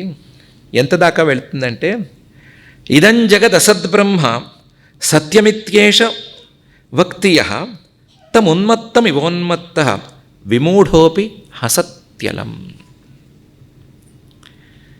అనే స్థాయి దాకా వెళుతుంది. అసలు కనిపించే ఈ ప్రపంచానికి విలువ లేదు, దీనికి ఉనికే లేదు, ఇది సత్యమే కాదు, ఇది పూర్తిగా మిథ్య. ఇదం జగత్ అసత్యం. ఇది గనక సత్యమే అయితే 3 కాలాల్లోనూ కనిపించి ఉండాలి. సత్యం అని అనుకునేది ముందు కనిపించాలి, మధ్యలోనూ కనిపించాలి, తర్వాత కూడా కనిపించాలి. అలా కాకుండా కొంతకాలం పాటు అలా కనిపించకుండా మాయమైపోయేదాన్ని సత్యమని ఎలా అంటారు? సత్యం అనేది ఆ బ్రహ్మ మాత్రమే, ఆ కాదు, ఈ బ్రహ్మ మాత్రమే. ఏ బ్రహ్మనైతే, లేదా ఏ ఆత్మస్వరూపాన్నైతే నేను అనే విషయంలో నాకు సందేహం లేదు అని ఒప్పుకున్నామో, ఏ ఆత్మస్వరూపాన్నైతే అనుభవ రూపం అని కనీసం ప్రాథమిక స్థాయిలోనైనా ఒప్పుకున్నామో, ఒక ప్రశ్నకి సమాధానంగానైనా ఒప్పుకున్నామో, ఆ ఆత్మస్వరూపం మాత్రమే కదా 3 కాలాల్లోనూ ఉంది. అది కాక ఏ ప్రపంచంలోని ఏ భాగము 3 కాలాల్లోనూ లేదు కదా. ప్రతి వస్తువుకి ఒక ఉత్పత్తి ఉంది, ఒక స్టార్టింగ్ పాయింట్ ఉంది, ఒక ఎండింగ్ పాయింట్ ఉంది, ఒక వినాశం ఉంది. ఈ ఉత్పత్తి వినాశాల మధ్య చాలా తక్కువ కాలం పాటు ఉండేటువంటి వస్తువులకి సత్యత్వం అనేది లేనే లేదు. అనే మాట పొరపాటున ఎవరైనా వాళ్ళ ముందు చెప్పారా, అయిపోయారని అర్థం. ఎలా అయిపోయారు అంటే వాళ్ళని చూసి నవ్వుతారు. ఎవరు? ఈ సంస్కారాలు ఎక్కువయ్యి, తృష్ణలు ఎక్కువయ్యి, ఈ భ్రమలన్నీ బాగా ముదిరిపోయి ఉన్నటువంటి వాళ్ళని చూసి నవ్వుతారు. ఎలా నవ్వుతారు అంటే ఉన్మత్తమివ, పిచ్చివాణ్ణి చూసినట్టు చూసి నవ్వుతారు. ఉన్మత్తమివ. వాస్తవానికి వీళ్ళు పిచ్చివాళ్ళు, ఆ మాట చెప్పడానికి వీలు లేదు. పిచ్చి విషయంలో సంఖ్యాబలం చూసుకోవాలి. సంఖ్యాబలం చూసుకోకుండా పిచ్చివాళ్ళని నిర్ణయించకూడదు. నిర్ణయిస్తే చాలా చాలా ప్రమాదం వస్తుంది. అందుకని వీళ్ళు ఉన్మత్తులు, కానీ ఉన్మత్తమివ, పిచ్చివాడిని చూసినట్టు నవ్వినట్టు నవ్వుతారు. పోనీ వీడైనా తెలివైన వాడా అంటే జడోపి విమూఢోపి, బాగా తెలివి తక్కువ దద్దమ్మ అని అనుకున్నా సరే వాడు కూడా ఈ విషయంలో స్వాభిప్రాయాన్ని ప్రకటించి తీరుతాడు. వాడు కూడా నవ్వుతాడు. ఎందుకు నవ్వుతాడు అని అంటే ఎవరు నవ్విన ప్రతి వాళ్ళకి ఉండేది ఈ సంస్కార బలం మాత్రమే. ఈ సంస్కారం వలనే మొత్తం ఈ భ్రమలన్నీ బాగా ముదిరిపోయి ఉన్నాయి అని అందంగా వశిష్ఠ మహర్షి గారు తన మాటలతో చెప్పారు.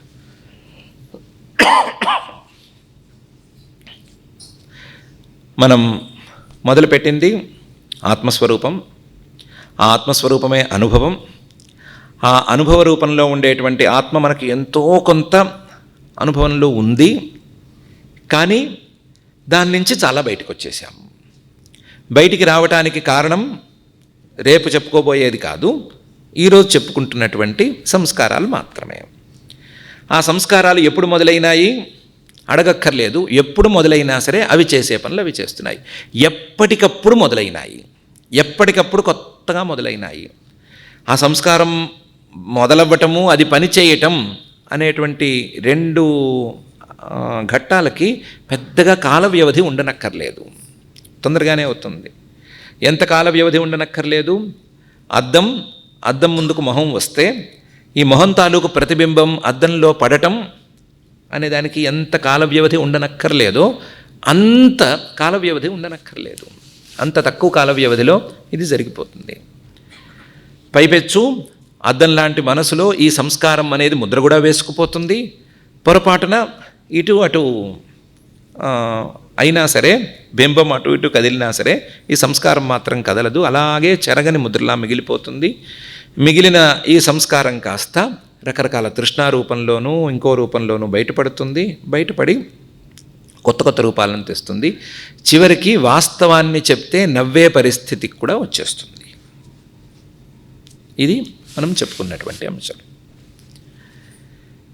అసలు నువ్వు చెప్పుకోవాల్సిన అంశం మాత్రం ఒకటి మిగిలిపోయింది. వశిష్ఠ మహర్షి గారు చెప్పదలుచుకున్న అంశం ఒకటి మిగిలిపోయింది. సంస్కారాలు ఎలా పుడతాయి అనేటువంటి అంశం. సంస్కారాలు ఎలా పుడతాయి? ఎవరో చూసిన వాడికి పుట్టుకొస్తాయి. ఎవరైనా ఏదైనా చేస్తున్నా, ఎవరైనా ఏదైనా అనుభవిస్తున్నా, ఎవరైనా ఏదైనా ఒక రకంగా ఉన్నా వాళ్ళని చూసిన వాళ్ళకి పుట్టుకొస్తాయి. సో సంస్కారాలు ఎవరికున్నా, మనకున్నా, ఇంకోళ్ళకున్నా, ఆ దామవ్యాళ కటులకున్నా, ఎవరికున్నా సరే అవి చూస్తే వచ్చిన సంస్కారాలు కానీ ఆలోచిస్తే వచ్చిన సంస్కారాలు అయితే కావు. ఒక్క క్షణం గనక దాళవ్యామ కటులు ఆలోచించి ఉంటే, వాళ్ళు ఆలోచన గనక చేసి ఉంటే వాళ్ళలో ఈ సంస్కారాలు వచ్చిండేవి కావు. ఆలోచన చేస్తే సంస్కారాలు రావా అంటే రావు. దానికి మళ్ళీ ఇంకో ముగ్గురు ఉన్నారనుకున్నాం కదా, వాళ్ళు దానికి సరి అయిన ఉదాహరణ. కానీ వాళ్ళ గురించి మనం ఈరోజు చెప్పుకోకూడదని ఒట్టు పెట్టుకున్నాం కాబట్టి చెప్పుకోకూడదు. ఎల్లుండే చెప్పుకోవాలి వాళ్ళ గురించి. కాబట్టి ఎల్లుండి వాళ్ళ గురించి చూసుకుందాము. ఆలోచన చేసుకుంటే ఈ సంస్కారాలు రావు. ఆలోచన సాగితే ఈ సంస్కారాలు మొలకెత్తవు. ఆలోచన, వివేకం ఇవి లేకపోవటం వలన, గుడ్డిగా అనుకరించటం వలన సంస్కారాలు పుట్టుకొస్తున్నాయి అనేది మహర్షి గారు చెప్పదలుచుకున్న అసలు సిసలు విషయం. కాబట్టి గుడ్డిగా అనుకరించటం, వాడెవడో ఏదో పండు తిన్నాడు అంటే అది బాగుంటుంది అని ముందే నిర్ణయించుకోవటం, ఆ బాగుండే పండు నాకు కావాలి అని అనుకోవటం, అదే నాకు కావాలి, అలాంటిదే నాకు కావాలి, కుదిరితే వాడి నోట్లోంచి కూడా లాక్కోవచ్చు, ఎలాగూ ఎంగిలి మంగళం ఇవన్నీ ఎప్పుడో కలిసిపోయినాయి కాబట్టి వాడు నోట్లోంచి లాక్కున్నా పర్వాలేదు, వాడు సగం నమిలింది లాక్కున్నా పర్వాలేదు, ఏం చేసినా పర్వాలేదు, కానీ ఎదుటివాడు ఏం చేస్తే అది మనకు కావాలి అనేటువంటి ఈ తీరు సంస్కారాల యొక్క ఉత్పత్తికి ప్రధానమైనటువంటి కారణం. ఇది ఎక్కడి నుంచి వచ్చింది అంటే ఈరోజు చెప్పుకోకూడదు, రేపే చెప్పుకోవాలి. ఈ స్వభావం వలన సంస్కారాలు పెరిగిపోతున్నాయి అనేది మహర్షి గారు ప్రధానంగా చెప్పదలుచుకున్నటువంటి ఈ విషయం. ఇంతవరకు బాగానే ఉంది. ఎక్కడైనా సమస్య చెప్పి ఊరుకోకూడదు, దానికి పరిష్కారం చెప్పాలి. ప్రాబ్లం అనేదాన్ని మాత్రమే చెప్పి ఊరుకుంటే ఏం ఉపయోగం? దాన్ని ఎలా సాల్వ్ చేయాలని కూడా చెప్పాలి కదా. ఎలా దీన్ని సాల్వ్ చేయాలి అనేది ప్రశ్న. ఎల్లుండి విషయమే, కానీ చెప్పుకోక తప్పదు. ప్రాబ్లంగా విడిచిపెట్టి ఊరుకోకూడదు. కాబట్టి దీన్ని సాల్వ్ చేయటం ఎట్లా అనేది ఒక అంశం. దానికి మహర్షి గారు మనం ఎదురు చూడనటువంటి ఒక ఇది చెప్పారు, సమాధానం చెప్పారు.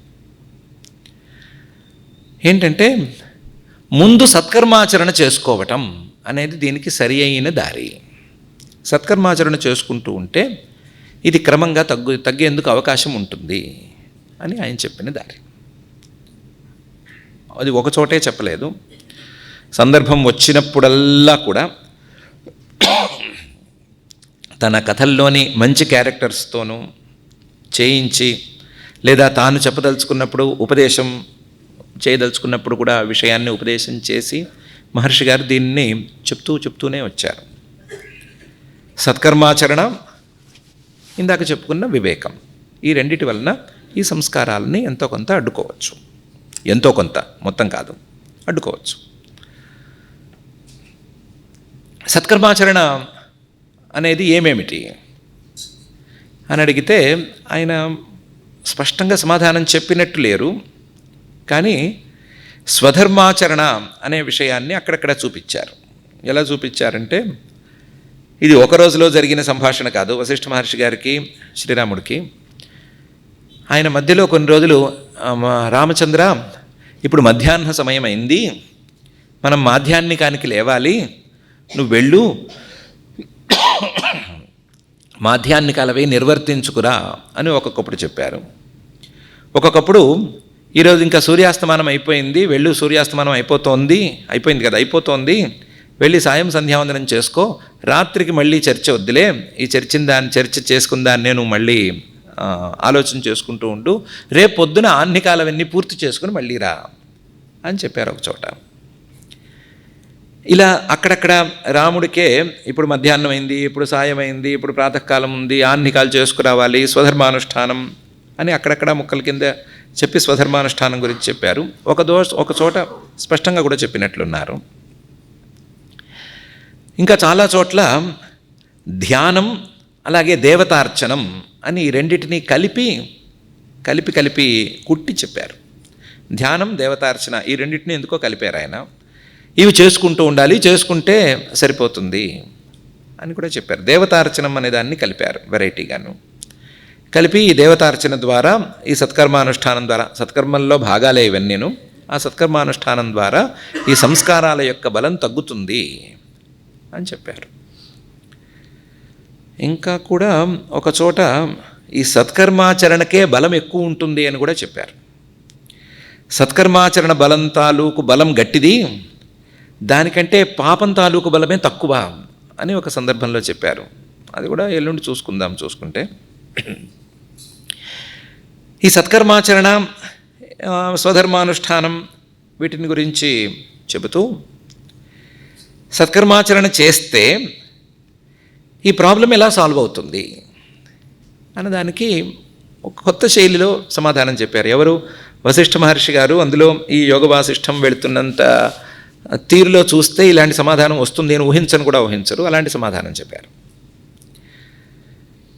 ఏమన్నారంటే, దేవతార్చన అనేది చేస్తే దేవతలు అనుగ్రహిస్తారు, దేవతలు గనక అనుగ్రహిస్తే సత్వగుణం బాగా పెరుగుతుంది. సత్వగుణం పెరిగితే ఉన్న 3 గుణాల్లో సత్వగుణం అనేది కాస్త మంచి గుణం కాబట్టి అది మంచికి దారి తీస్తుంది, క్రమక్రమంగా అనుభవం వైపు నడిపిస్తుంది అని చెప్పారు. ఇదేమండి అని అడిగితే వెంటనే ఒక కథ అందుకున్నారు. ఇది జరుగుతుంది, అసలు ఈ సృష్టిలో ఉండేటువంటి వ్యవస్థే ఇది. ఏంటంటే 3 గుణాలు లేనిదే, 3 గుణాల తాలూకు ప్రభావం లేనిదే ఏ అంశము లేదు సృష్టిలో, ఏ అంశము లేదు, ఏ వ్యక్తి లేడు. ఈ 3 గుణాల్లో కేవలం తమః ప్రభావం లేదా తమో గుణం ఉన్నవాళ్ళు రాక్షసులు, కేవలం సత్వగుణం ఉన్నటువంటి వాళ్ళు, మిగతా 2 గుణాలు అతి తక్కువ స్థాయిలో ఉన్నవాళ్ళు దేవతలు, మధ్యలో ఉండేటువంటి వాళ్ళు కొంచెం మోటగా చెప్పుకుంటే ఎటు కాని వాళ్ళు మనుషులు. వీళ్ళ మీద రజోగుణం ప్రభావం చూపిస్తుంది. అలాగని రజోగుణం తాలూకు పనులే చేస్తారని ఏం లేదు. రజోగుణం గనక బలంగా ఉంటే పరిగెత్తాలి, పరుగులు పెట్టాలి. అంతని మరియు పరుగులు పెట్టరు. తమోగుణం ఉంటుంది, బద్ధకము ఉంటుంది, ఆలస్యం చేస్తారు, ప్రతి అంశంలోనూ ఆలస్యం చేస్తారు. అలాగని సత్వగుణం లేదు అని చెప్పలేము. అక్కడక్కడ వివేకం అది పనిచేస్తూనే ఉంటుంది. క్షణం పనిచేసే వివేకాలు ఉన్నాయి, దీర్ఘకాలం పనిచేసే వివేకాలు ఉన్నాయి. కాబట్టి మధ్యలో ఉండేవాళ్ళు మానవులు. ఈ సృష్టిలో ఈ మధ్యలో ఉండేటువంటి మానవుల మీదే ఎక్కువ దృష్టి కేంద్రీకరించారు. మధ్యలో ఉండేటువంటి మానవులు వాళ్ళు ఉండేటువంటి మధ్యస్థాయి నుంచి పైకి వెళ్ళాలి, కానీ కిందకి దిగజారిపోకూడదు. వాళ్ళు ఉండేటువంటి రజస్సు ప్రధానంగా ఉండేటువంటి సత్వ తమో గుణాల యొక్క కలయికలోంచి సత్వగుణం వైపుకి వెళ్ళేందుకు దారి చూసుకోవాలి. తమో గుణం వైపు పడిపోకూడదు. అలా పడిపోకుండా ఆ దేవతలు వీళ్ళని అనుగ్రహించటం, వాళ్ళు అనుగ్రహించడం కోసం వీళ్ళు దేవతార్చనలు అవి చేయటం, లేదా దేవతా పూజలు అవి చేయటం, లేదా సత్కర్మాచరణ చేయటం లాంటివన్నీ కూడా ఏర్పాటు చేసి పెట్టారు అనే కాన్సెప్ట్ చెప్పారు. కథ ఎత్తుకున్నారని చెప్పాం కదా, కథ చెప్పుకోవాలి కదా, సారీ. దానికి ఏం చెప్పారంటే ప్రహ్లాదోపాఖ్యానమే దానికి ఉదాహరణ.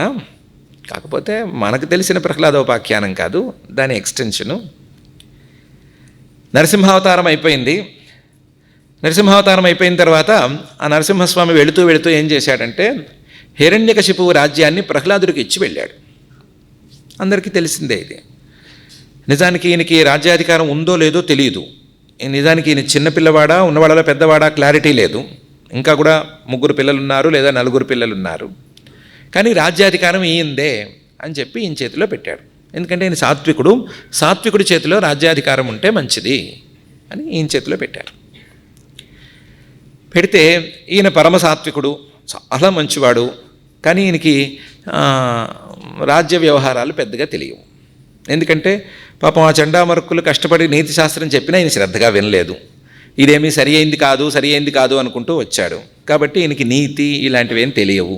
రాజ్యంలో కూర్చుంటే ఎవరిని బెదిరించాలి, ఎవరికి లంచం చూపించాలి, ఇలాంటివి ఏం తెలియవు ఈయనకి.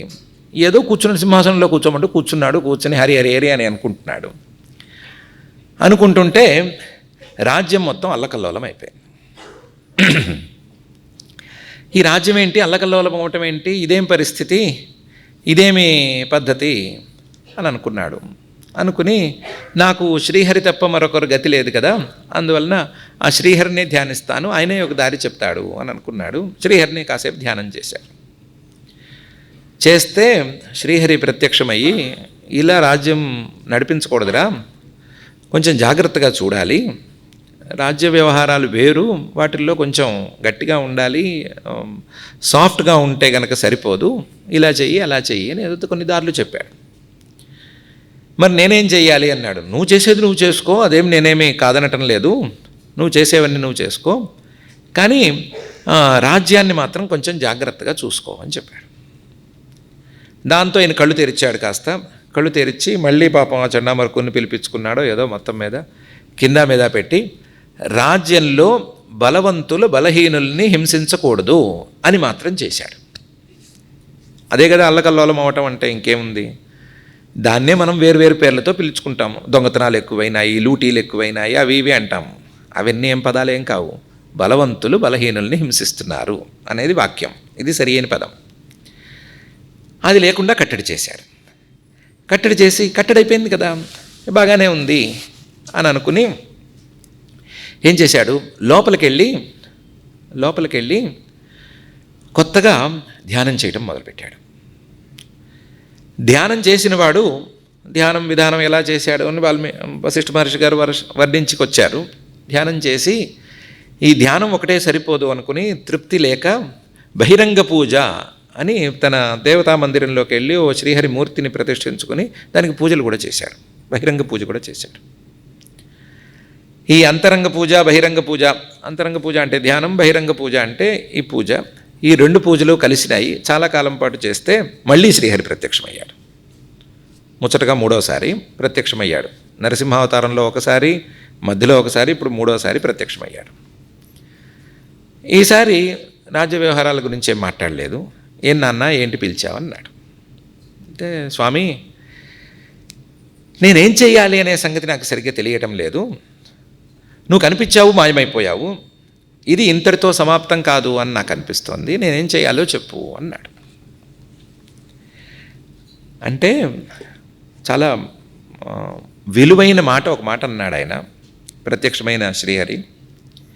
నాయన నీకు ఆత్మజ్ఞానం అనేది ఉంది, కానీ నీకున్న ఆత్మజ్ఞానం అలా ఉంచేస్తే సరిపోయేది కాదు, ఎవరికున్న ఆత్మజ్ఞానమైనా అంతే. ఈ ఆత్మజ్ఞానాన్ని ఆత్మవిచారణతో నిలబెట్టుకోవాలి. నిలబెట్టుకున్నప్పుడు మాత్రమే నువ్వు అడిగిన ప్రశ్నకి సమాధానం వస్తుంది, నేనేం చేయాలి అనే ప్రశ్నకి సమాధానం వస్తుంది. కాబట్టి నిరంతరం ఆత్మవిచారణ చేసుకుంటూ ఉండు, నిరంతరం ఆత్మవిచారణ చేసుకుంటూ ఉంటే నీకు సరిపోతుంది అని చెప్పి ఆయన అంతర్ధానం అయిపోయాడు. ఈయన అక్కడి నుంచి ఏం చేశాడు, చాలా వెరైటీగా ఆత్మవిచారణ మొదలుపెట్టాడు. ఆ ఆత్మవిచారణని ఒకవైపు ధ్యానంలోకి తీసుకెళ్ళాడు, ఇంకొక వైపు ఉపాసనలోకి కూడా తీసుకెళ్ళాడు. చాలా విచిత్రమైన సమ్మేళనం అది. ఆత్మవిచారణ వేరు అని, ధ్యానం వేరు అని, ఉపాసన కొంచెం వేరు అని మూడు ముక్కల కింద ఉంటాయని సుమారుగా ఐడియా ఉంటుంది, అభిప్రాయం ఉంటుంది.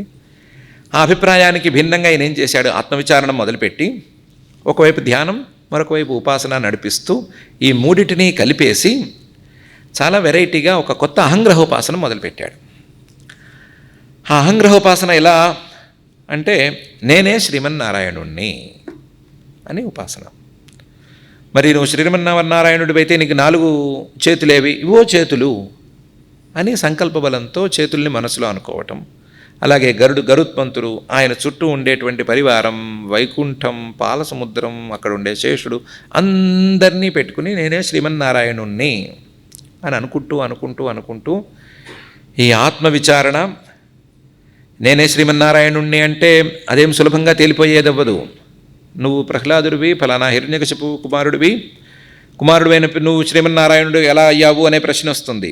అప్పుడు మళ్ళీ ఆత్మవిచారణ వచ్చి ప్రహ్లాదుడి శరీరమే కదా హిరణ్యకశిపు కొడుకు, ఆ శరీరం నేను కాదు, నేను వేరు, నేను దానికంటే అతీతమైన దాన్ని అని ఇలా ఆలోచనలు చేసి ఈ ఆత్మవిచారణని ధ్యానంతోనూ ఉపాసనతోనూ ముడిపెట్టి క్రమక్రమంగా అలా అలా అలా అలా అలా ధ్యానం చేసి నిర్వికల్పక సమాధిలోకి వెళ్ళిపోయాడు. నిర్వికల్పక సమాధిలోకి వెళ్ళిపోయి బిగుసుకుపోయాడు మనిషి. కొన్ని నెలల పాటు కదలికలు లేకుండా ఉన్నాడు. నెలలు లేకుండా రాజుగారు కదలికలు లేకుండా ఉంటే, నెలల పాటు రాజుగారు కదలికలు లేకుండా ఉంటే ఏమవుతుంది, మా రాజుగారు గొప్పవాడు, ఆయన నిర్వికల్పక సమాధిలో ఉన్నాడు కాబట్టి మనం అందరం జాగ్రత్తగా ఉండాలని అనుకుంటారా ఎవరైనా? అనుకోరు కదా. మొత్తం రాజ్యం అంతా మళ్ళీ అల్లకల్లోలమైంది. ఈ అల్లకల్లోలంతో పాటుగా ఈసారి దేవతలు వీళ్ళ మీదకి దాడి చేయడం మొదలుపెట్టారు. ఆ దాడిని తట్టుకోలేక ఈ రాక్షసులందరూ చేతకాక చేవలేక కూర్చుండిపోయారు. రాక్షసుల మీద గెలిచేశామని అనుకుని, ఈ మధ్యలోనే రాక్షసుల మీద గెలిచేశామనుకుని దేవతలు కూడా ఇక మీద వీళ్ళు మన జోలికి రారు అనుకుని స్వర్గంలోకి వెళ్ళి హాయిగా కూర్చున్నారు. వాళ్ళు హాయిగా కూర్చున్నారు, వీళ్ళేమో చచ్చుపడిపోయి కూర్చున్నారు. రాజ్యమంతానేమో అల్లకల్లోలంగా ఉంది, ఎవరు ఎవరిని గౌరవించడం లేదు, ఎవరు ఎవరిని లెక్క చేయట్లేదు. అందరూ చట్టాన్ని తమ చేతుల్లోకి తీసుకున్నారు. ఈయన కళ్ళు తెరవడు, ఎవరైనా వెళ్ళి పిలిచినా ఈయనకి వినిపించదు. ఈయన నిర్వికల్పక సమాధిలోకి వెళ్ళిపోయాడు. కొట్టినా ఆయనకేం తెలియదు. ఇది ఇలా ఉండగా కార్తీక శుద్ధ ద్వాదశి కదా, ఉత్థాన ద్వాదశి. ఆ రోజు అయ్యవారు పాపం పాల సముద్రంలో శేషపాన్ప మీద నుంచి లేచాడు. లేచి ఒక్కసారి నా సృష్టి ఎలా ఉంది అని ఇలా చూశాడు.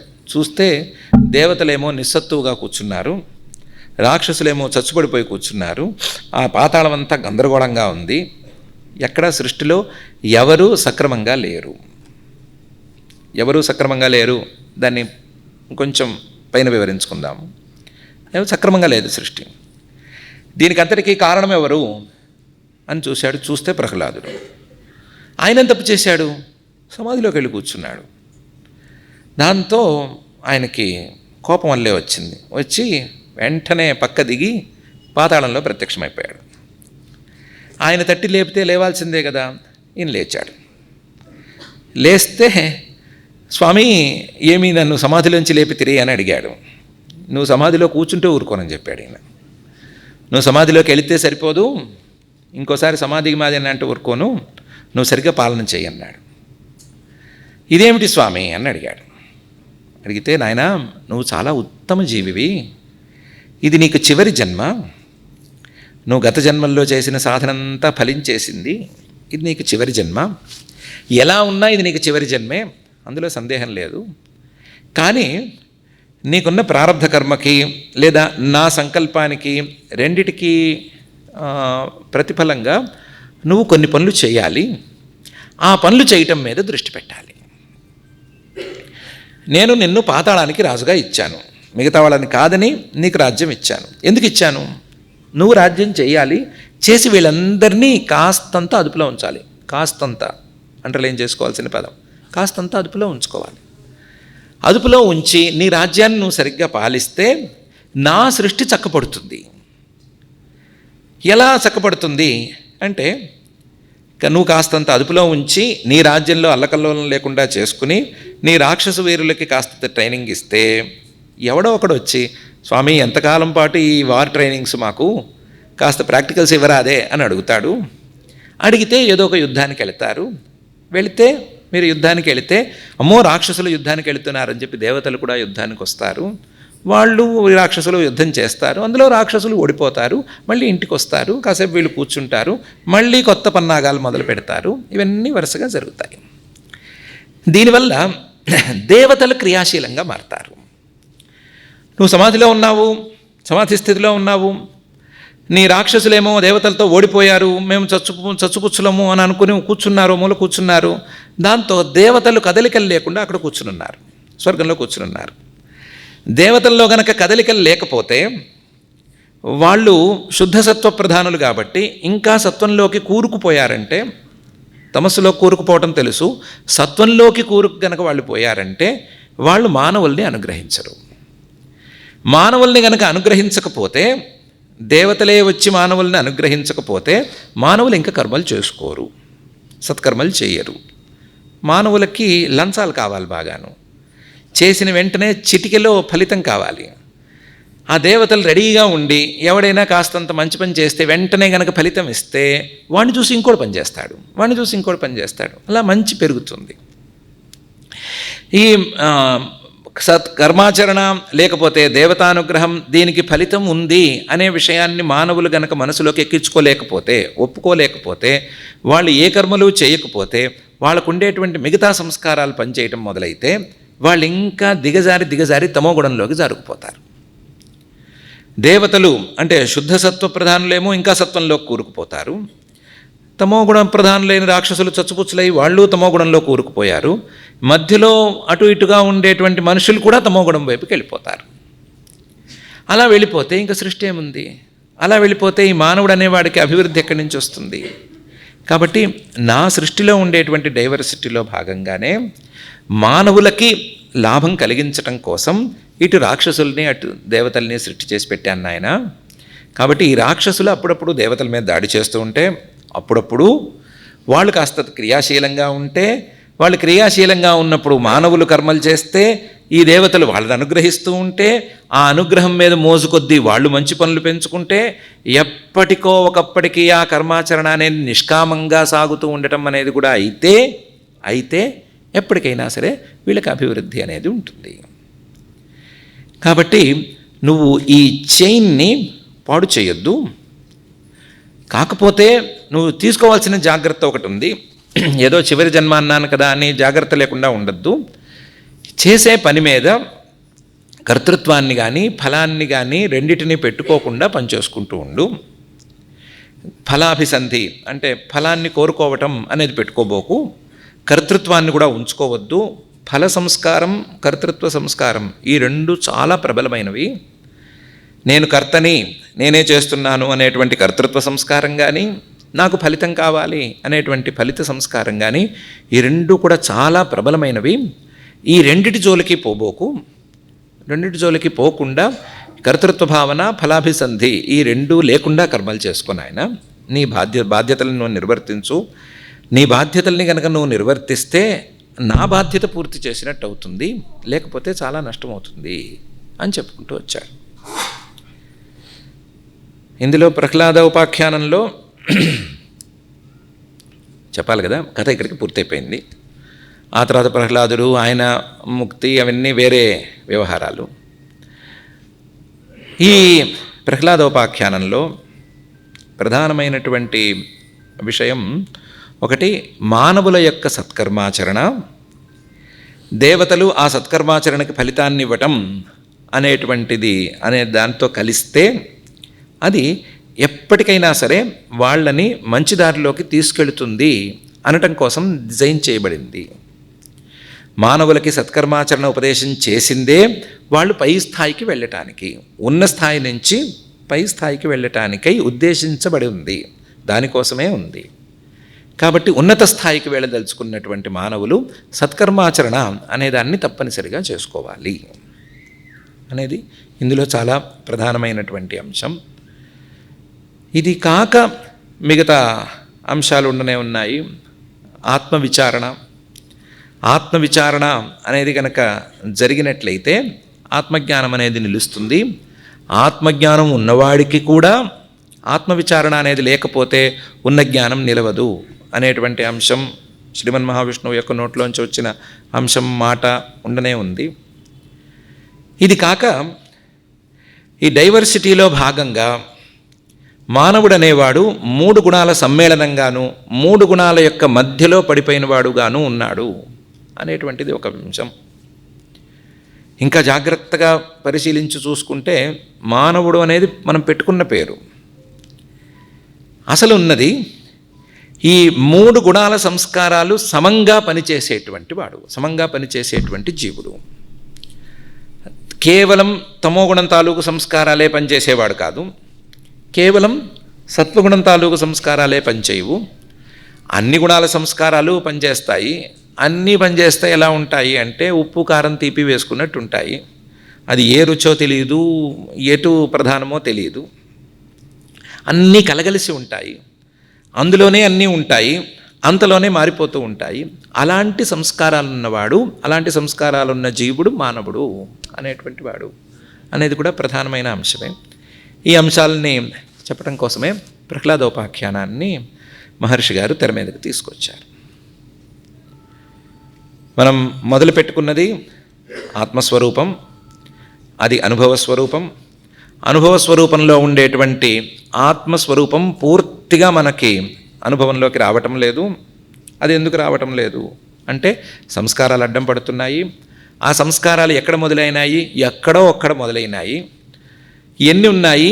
లెక్కలేనన్ని ఉన్నాయి. ఏం చేస్తున్నాయి అంటే రకరకాల తృష్ణల్ని ఏర్పాటు చేస్తున్నాయి. ఆ తృష్ణలతో కొత్త కొత్త పనులు చేయిస్తున్నాయి, కొత్త కొత్త వస్తువుల్ని చూపిస్తున్నాయి. నేను కాని వస్తువులనే ప్రధానంగా చూపిస్తున్నాయి. ఆ సంస్కారాలని ఆపుకోవాలంటే ఏం చేయాలి అంటే దానికి వివేకం కావాలి. వివేకం కావాలి అంటే విచారణ కావాలి. ఆత్మవిచారణ అనేది దానికోసమే పెట్టింది. ఆత్మవిచారణ అనే సంగతి కావాలి. ఆత్మవిచారణ లేని సంస్కారాల ముందు, విచారణ చేయటానికి సిద్ధంగా లేనటువంటి సంస్కారాల ముందు ఎంత మాట చెప్పినా, ఎంత పెద్ద ఉపదేశం చేసినా సరే దానికి పెద్దగా ఫలితం ఉండదు. కాబట్టి విచారణకి సంసిద్ధమై ఉండాలి. ఆ విచారణకు సంసిద్ధం అవ్వాలన్నా సరే దానికి దేవతానుగ్రహం ఉండాలి. దేవతానుగ్రహం ఉండాలి అంటే సత్కర్మాచరణ చేసుకోవాలి, స్వధర్మాచరణ చేసుకోవాలి.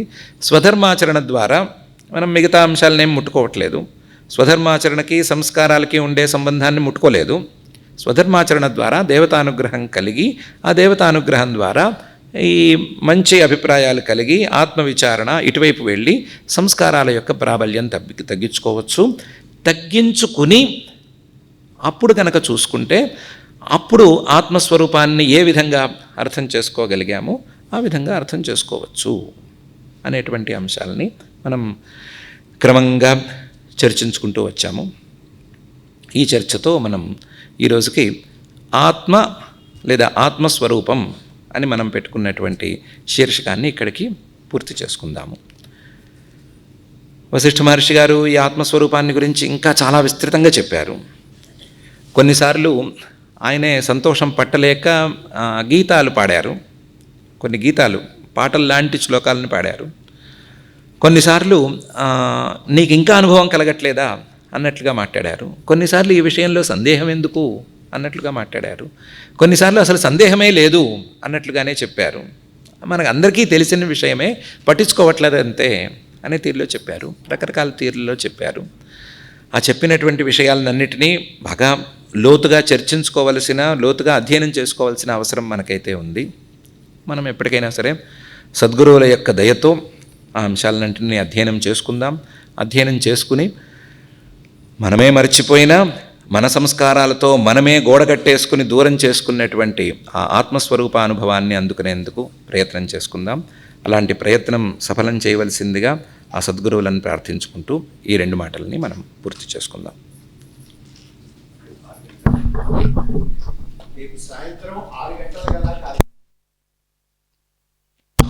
ఈరోజు నా ఆలస్యం వలన, నా ప్రయాణపు ఆలస్యం వలన 6 గంటలకి మొదలవ్వాల్సింది 6:30 వరకు ఇదవ్వాల్సి వచ్చింది, ఆలస్యం అవ్వాల్సి వచ్చింది.